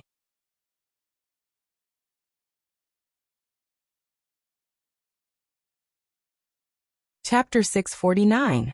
After she and her friends finished performing Song of a Pig, the parents present applauded the group of children. Although they were not stingy with their applause for every performance, everyone's approval made the children's nervous expressions relax a little, and they burst into bright smiles one after another. Yang-yi went backstage to pick up his daughter. She was still excited. She was not afraid of the cold after taking off the prop costume, and she pestered her father to talk. If Yang-yi had not stopped her and asked her to put on the down jacket, the little girl might have caught a cold unknowingly. After putting on the clothes, Yang-yi touched Shishi's back to see if there was sweat on it. She was indeed sweating a little. However, Yang-yi forgot to warm his hand, so it was cold. He reached in and the little girl was so cold that she screamed, "Ah! It's Dad's fault, Dad's fault." Yang-yi apologized to his daughter in embarrassment. He quickly rubbed Shishi's back for a while, and then he picked up her small towel and wiped her sweat. Otherwise, she might catch a cold. The temperature in the room was neither high nor low, but the little girl was still sweating. It could be seen how serious she was. However, Sisi didn't feel tired at all. She was still enthusiastic. Although she cried out for a while because of the cold, it couldn't stop her desire to talk at all. "Papa, let me tell you, I jumped wrong in one place." When Shishi was talking to her father, she was still holding the plastic flower that the teacher gave her. "It doesn't matter if you made a mistake. Your performance today has been very good. Who will notice that you made a mistake?" Yang-yi realized that what he said was a little inappropriate. He could not teach his daughter to ignore her own problems, so he added, "You just need to remember where you made a mistake, and you can change it in the future." Yes. No. The little girl promised sweetly at first, but soon she found the loophole in her father's words. She giggled and said, "No, I have finished the performance. I won't dance anymore." "Who said that? You haven't performed for Auntie before. Maybe when we go home during the spring festival, you will perform for Auntie again." Yang-yi laughed. "Then I'll look better, then I'll dance for Auntie." The little girl got excited again and said seriously to her father. Yang-yi was stunned for a moment before he realized that his daughter had unintentionally made a mistake in her wording. However, it seemed that there was nothing wrong with it. He looked at the energetic little girl, and the corners of his mouth curved up. The performance of Song of a Pig was very successful. At the very least, many parents who did not have time to rehearse with their children and watch the performance for the first time were full of praise after watching it. After the gala ended, they even went to look for Yang-yi, hoping to get a copy of the audio. It would be even better if there was a video of the show. They also wanted to give their children a memory of growing up. Of course, he could have explained it more thoroughly. After all, Yang-yi was also a big star. If his child could sing Yang-yi's music together with his child, he could boast about it to his family and friends in the future. This was human nature, and there was nothing wrong with it. Yang-yi simply agreed to their request. He used the name of Phoebe Studio to upload the audio and video of the show to several music websites, and set it to be free to download and browse. In other words, Yang-yi directly made this song public for these children and their parents to use for free. Of course, this was except for commercial purposes. However, Yang-yi seemed to have underestimated his influence. It was a holiday on New Year's Day, so Shishi did not need to go to kindergarten. Taking advantage of the good weather today, the sun was shining brightly, and the temperature during the day was much warmer. Yang-yi took Mofe and the children back to the small building of the coffee shop to take a stroll. It was also a change of environment and air. When she saw Yang-yi suddenly appear, Ding Xiang, who was walking back to the bar with a plastic tray, panicked. "Where's Huan Huan?" Yang-yi opened the door for Murphy, who was pushing a horizontal stroller, and looked around, pretending to ask casually. Ding Xiang, who was not good at lying, realized that something was wrong. In a panic, she almost accidentally dropped the plastic tray on the ground. In a fluster, she bent down to catch the tray, held it in her arms and stammered, "Brother Yang, Huan, she's upstairs." In fact, when these words came out, Ding Xiang's face was full of annoyance. What kind of lie was this? How could she lie so poorly? If Yang-yi went upstairs to take a look, wouldn't she be exposed? Is she really upstairs? Yang-yi asked meaningfully. Ding Xiang did not know how to lie, but she was not stupid. When Yang Yi said this, she immediately understood. She looked at Yang Yi carefully and asked in a low voice, "Brother Yang, you know everything?" Yang Yi proudly raised his eyebrows, pointed his finger at Ding Xiang, and did not answer directly, but said, "You're not allowed to leak the information." How could Ding Xiang not understand Yang Yi's meaning? She smiled bitterly. It was very difficult to help keep a secret, but she had to be a double agent? This was too difficult for the honest sister Xiang. At this moment, Shishi was listening to them talking in riddles. She was very confused and could not help but ask, "Papa, what are you talking about? Where is little auntie?" Murphy, who was next to her, smiled. She gently patted her daughter's shoulder and said, "Your little aunt went to shoot a movie." "Little aunt went to shoot a movie? Mom, I want to see it," Shishi said happily. "Not this time, because the place where your little aunt is shooting is very messy and dangerous. Next time, if it's not dangerous, Dad will take you there." Yang Yi took over the conversation and coaxed Shishi, who was very interested in these things for a while, so that she dispelled the idea of going to the smoky battlefield to watch the shooting. Yang Yi did not embarrass Ding Xiang anymore. Instead, he took out an album and handed it to Ding Xiang, asking her to put it on the shelf. Happiness. Ding Xiang read the words on the cover of the unopened album, and then said with some surprise, "Chen Yijia's Happiness album? Isn't this album released today?" Ding Xiang knew about this because Guozi had mentioned it to her when they were chatting. Of course, Ding Xiang quickly realized how stupid her question was. She still knew the relationship between Yang Yi and Chen Yijia. Yang Yi explained to her, "Well, there are 2 songs in this album. I wrote them for him, so he sent me a few sample discs. I took one of them and put it in the shop. You can also play it. Chen Yijia's songs are worth slowly appreciating." Yang Yi got this album half a month ago. He just waited for the album to be released before giving it to Ding Xiang. This was also a manifestation of respect for the copyright. Ding Xiang nodded and opened the album to play it. However, Yang Yi did not stay in the shop to listen to the songs. He had to accompany Murphy to do some restorative exercises today. Therefore, after Yang Yi put down their things in the coffee shop, he took Murphy, Shishi pushed the baby stroller, and carried Tong Tong out again. They went for a walk on the sunny and green path by the dam. Murphy could not do strenuous exercises now. Even running would take some time for her body to adapt to a certain intensity of exercise. At this stage, for Murphy, walking was the best, safest, and most effective postpartum recovery exercise. What's more, bathed in the warm winter afternoon sun, breathed in the fresh outdoor air, looked at her lively and lovely daughter in front of her, and looked at Yang Yi, who was helping to push the baby stroller beside her. Murphy felt that she was in a very good mood. She did not have the feeling of depression that she had when she took care of the newborn, Shishi by herself except for her parents. As they walked, Shishi suddenly started humming a song. La la la, where is spring? Where is spring? Over there. Da da da da. In my eyes. Perhaps it was because she saw the slightly yellowish greenery in the bushes in front of her and the green needles of the evergreen pine trees in front of her. The little girl suddenly remembered this song that she had not sung for a long time. Of course, she did not remember all the lyrics. She even mixed up the words. Listening to Shishi's pleasant singing, Murphy's mood became even better. She could not help but hum along. When Shishi heard it, she immediately turned around and ran happily to her mother's side. She held her mother's hand and sang with her. This way, Shishi could remember the lyrics. It was a pity that Tong Tong did not know how to sing. However, when Shishi sang, she did not forget about her little brother. From time to time, she would bend down and look into Tong Tong's eyes. Tong Tong, who was lying comfortably in the baby stroller and covered in a small blanket, was curiously looking at the bright world with his big black eyes. From time to time, his sister's head would pop out.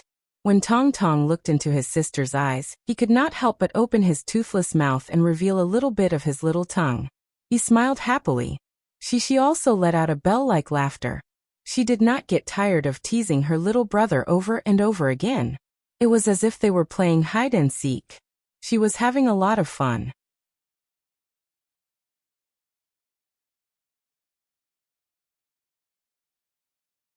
Chapter 650.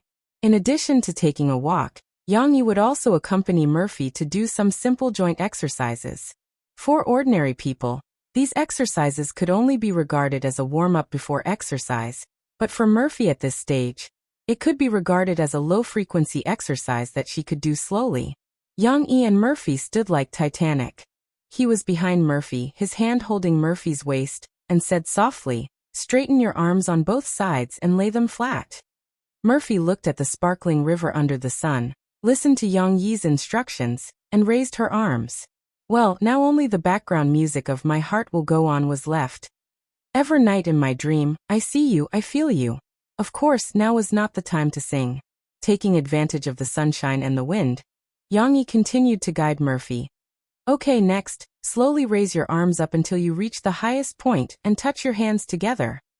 Yang Yi said as he helped Murphy slightly raise her arms.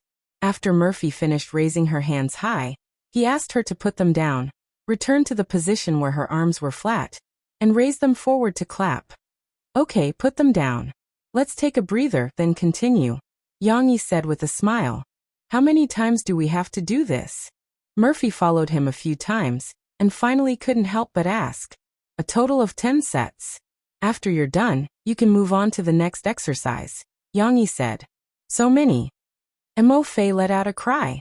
Of course, Murphy was only being coaxed by Yang Yi, so she let herself be. In fact, she couldn't wait to get her figure back as soon as possible. She couldn't let Yang Yi see her fat. Naturally, after giving birth, she wasn't very fat.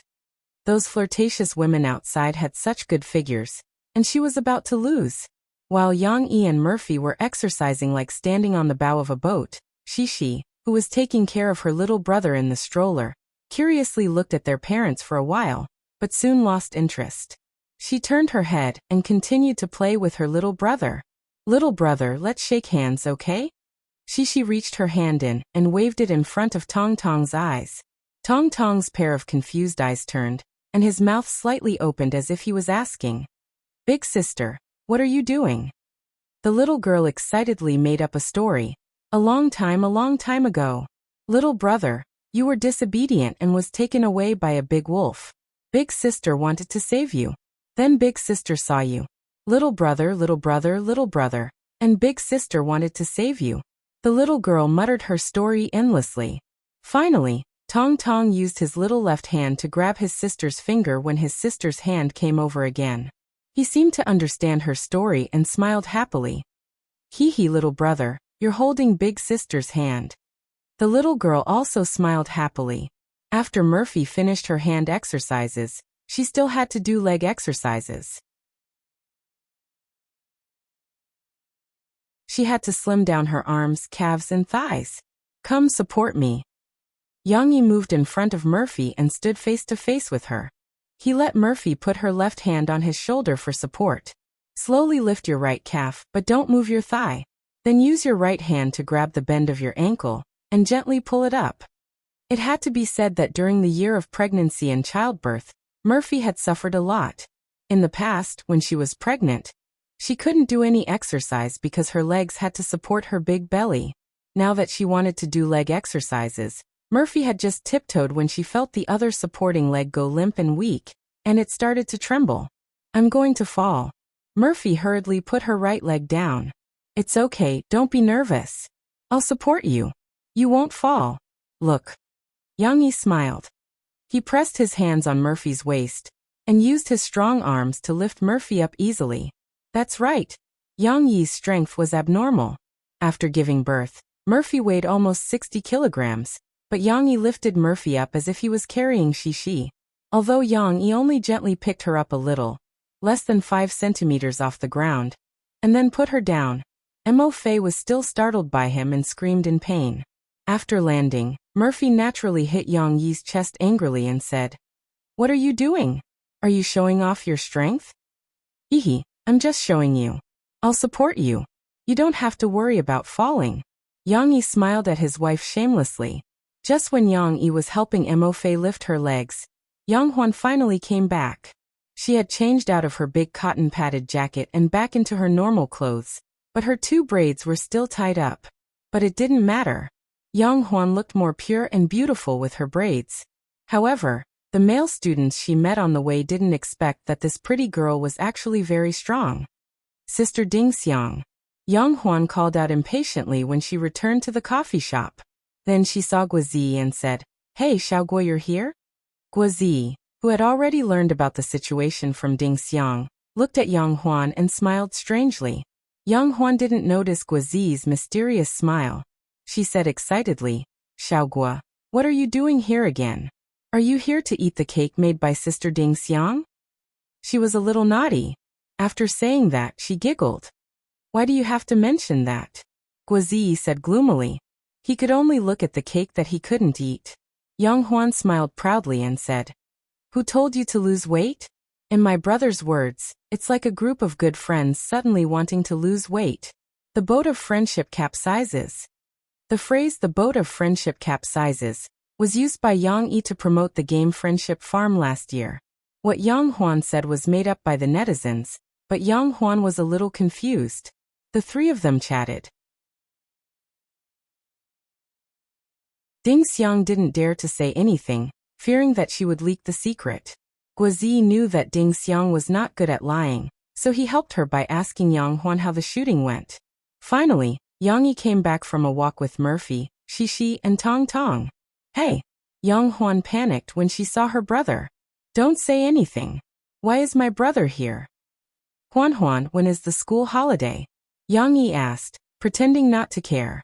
Yang Hwan looked at Ding Xiang with a reproachful look, as if she was saying, "Why didn't you tell me that my brother was here?"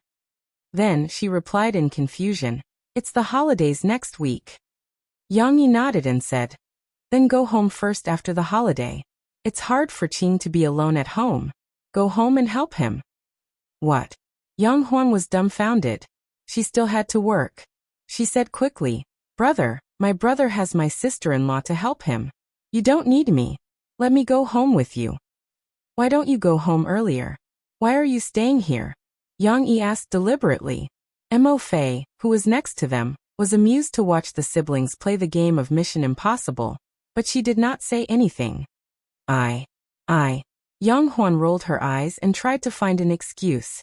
"Go to the military division?" Yang Yi raised his eyebrows. Yang Hwan was startled. He first glanced at Ding Xiang, who had her head lowered. Then he looked at Yang Yi eagerly and asked, "Big brother, you know everything?" Yang Yi didn't keep her in suspense. He pointed at Yang Hwan's braids with a smile and said, "What do you think?" Yang Hwan stuck out her tongue and lowered her head shyly, not daring to say anything. Huan, why don't you tell everyone about your good news?" Murphy asked with a smile. "You're going to play Xiuqin. It's a great role." "It's just a small supporting role." Yang Hwan smiled shyly. "And I'm afraid that you won't let me try. I'm afraid that people will say that you're partial to me. However, let me tell you, I really used my own strength to move teacher Chen Fengchen. At first he didn't recognize me. Mr. Shenwani said that I acted well." Yang Hwan said hurriedly. Yang Yi didn't say much to her. He had something to tell Yang Hwan today. "If you're really afraid that people will say that I'm partial to you, I won't give you this chance." Yang Yi took out the proposal of the ultimate challenge, which had been modified by the production professionals of China Star over the past few days. He handed it to Yang Hwan and said, "I'm the one who created this show. There are 6 permanent hosts, and you and Xiaoguo are 2 of them." It was the first time that Yang Hwan knew about this show. Yang Yi had asked Mo Xiaowan to keep it a secret from Yang Hwan to tease his sister. Guozi, who was sitting next to them, had already contacted the big program group of China Star. "This show will be popular. You should take advantage of it and prepare well. Although you're not famous now, if you do this show well, you'll be as famous as Murphy and me in the future. In this way, you'll definitely be invited to act in a show. Ding Xiang won't have to work so hard to submit her resume to you." Yang Yi said with a smile. Ding Xiang lowered her head shyly. "Brother Yang, I have a question." Guozi had thought of a key point before, and now he seized the opportunity to ask, "Why don't you and Murphy go on the show? I can understand Sister Murphy. She just gave birth, and it's not convenient for her." "Haha, don't say. Murphy and I are used to being free, and we don't want to be bound by this fixed show. Besides, do you think Murphy and I are the kind of people who can play this show? Yang Yi was amused and said, if we join, we won't be able to make the audience laugh. But you're different. You have a good talent for comedy. However, you have to work hard to lose weight. Guizi held his head gloomily and said, I have to lose weight again. Don't worry. Once you're on this show, you'll want to win and lose weight. Yang Yi said happily. Prepare well. Our show is very important. The sooner it airs, the sooner we can promote our movie. Yang Yi finally revealed a secret.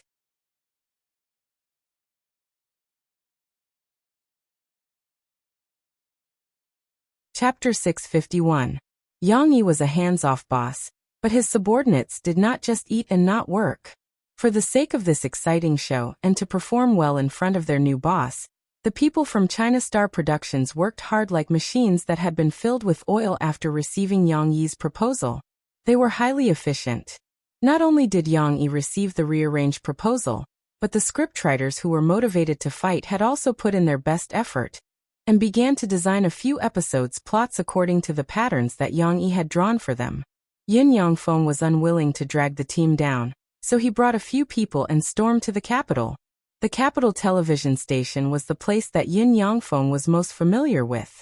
Back then, High Ability Challenge and Life of Transfiguration, as well as a variety show produced by China Star that was later eliminated, were all collaborations with the capital television station. Yin Yangfeng quickly found the director of the variety department, Meng Fansheng, whom he had a good relationship with, and passed the proposal of the limit challenge to him. Losing the two variety shows, High Energy Challenge and Life of Transfiguration, was a huge loss to the capital television station half a year ago. Of course, Meng Fansheng did not vent his anger on the innocent Yin Yangfeng. Old Yin, Zhongxing isn't being honest. As he complained about Yin Yangfeng's new boss, who had sold the two programs and allowed Xiangnan TV station to take advantage of the situation, he flipped through the proposal in his hands. As he read, the nagging in Meng Fansheng's mouth disappeared. What was left was only surprise. He was even engrossed in reading, his eyes never leaving the proposal. CEO Meng, I old Yin have never cheated you, have I? Look, the high energy challenge is gone, but I've sent you the limit challenge. Looking at Meng Fansheng's expression, Yin Yangfeng knew that he had a chance, so he smiled and acted as if he was asking for credit. At this moment, Meng Fansheng's secretary knocked on the door and came in, pouring tea for Yin Yangfeng and Meng Fansheng. Since they had signed the confidentiality agreement, Meng Fansheng did not discuss the details of the show with Yin Yangfeng in front of his secretary. Instead, he talked about something else with Yin Yangfeng. Old Yin, I heard someone gossiping about your company last year. They said that it might have been Murphy or Yang Yi who bought it. Is it true? This was not a big secret, and he was telling it to Meng Fansheng. Yang Yi said honestly, it's true. Let me tell you, old Meng, the proposal in your hand, the idea for the limit challenge, was personally thought of by our boss, Yang Yi. Isn't it amazing? Yang Yi can write songs, write books, and even do variety shows. His brain is not simple. Meng Fansheng clicked his tongue and said, however, starting from scratch and earning enough money to buy your company in just a few years, this person is not simple at all. It was inappropriate for Yin Yang to talk about his boss in front of others, so he only smiled. After the secretary left, Meng Fansheng started talking to Yin Yangfeng. He had asked about the many details of the limit challenge, including the lineup of the hosts. Meng Fansheng was leaning towards having Yang Yi and Murphy on the show. If both of them could stay on the show, Meng Fansheng was not worried about the show's ratings at all. Obviously, this was just a thought. He was not the only one who thought about it. Guizi thought about it. Had Yin Yangfeng, Yin Tao, Ren Lian and the rest not thought about it? After listening to Yin Yangfeng's explanation, Meng Fansheng shook his head regretfully. All right, let's talk. Your show is indeed more exciting than the High Ability Challenge. I won't deny that I also want Capital TV Station to participate in the production and broadcasting of this show. What are your conditions? Meng Fansheng closed the proposal book and said to Yin Yangfeng directly, let me tell you, old Yin, don't ask for too much. If we talk about it this time, we will add a few conditions in the contract. Capital TV station will have the broadcasting rights for 5 years and the priority to renew the contract in the future. Meng Fanqing and Capital TV station had stumbled on this issue in the High Ability Challenge. Meng Fanqing was very alert this time. When it came to the crucial moment, Yin Yangfeng looked at Meng Fanqing calmly and said, "Old Meng, we will talk about other conditions later. Besides, our new boss is not harsh. He is willing to advance and retreat together with his partners and earn money together. However, there is a condition. You have to promise me first before we can talk about it." "What condition?" Meng Fanqing frowned and asked. "We have to start the production of the show as soon as possible. We want the first episode to be broadcasted in the first week of March. Of course, the best time slot would be the primetime slot of the variety show from Friday to Sunday night." Yin Yangfeng's words were flawless. However, these were already 2 or 3 conditions. Meng Fanqing could not be bothered to think about the conditions contained in this paragraph. After he heard it, he could not help but jump up from his chair. "Old Yin, are you crazy? You are also someone who knows the industry. How can an insider speak like a layman? How can I fulfill this condition of yours? Broadcast in March. It's already January now. When did I give you the time to change the program? Impossible, impossible. These programs of the TV station are all different. Once they are planned, it will be a season. I have arranged for you to be broadcasted in March. How can I change the program that is being broadcasted at this time?" Meng Fanqing said in exasperation. "CEO Meng, think of a way. It can be done." Yin Yangfeng smiled bitterly in his heart. Actually, he also felt that Yang Yi's idea was not easy to achieve, but he had to fight for the benefit of Yang Yi. Starting from nothing was a skill. Therefore, he tried his best to persuade Meng Fanqing. "Move the original program to the back. Move the later ones to the back as well. Can't you just cut off the remaining late-night programs that no one watches?" Meng Fanqing was so angry that he laughed. "Do you think this is a game of cards? Throw away the cards you don't want? There are many aspects involved in this." Yin Yangfeng continued. "But this program of ours is very exciting. You said it yourself just now. Think about it, the Limit Challenge is 100 times better than the original, High Ability Challenge. If you introduce it to the Capital TV station and everyone likes the Limit Challenge, and not High Ability Challenge, after it is broadcasted, aren't you humiliating Xiangnan TV station? Who asked them to steal your program?" Honestly, Meng Fanqing was a little tempted.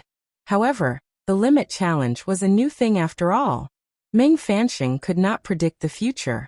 He felt that it was good, but he could not guarantee that it would be as well written as it was filmed. Therefore, Meng Fanqing was still rationally unwilling to take the risk. "Old Yin, I can promise you that it will be broadcasted in May. I will give you prime time." Meng Fanqing insisted. "Then we really can't talk about it anymore. Director Meng, I'm sorry.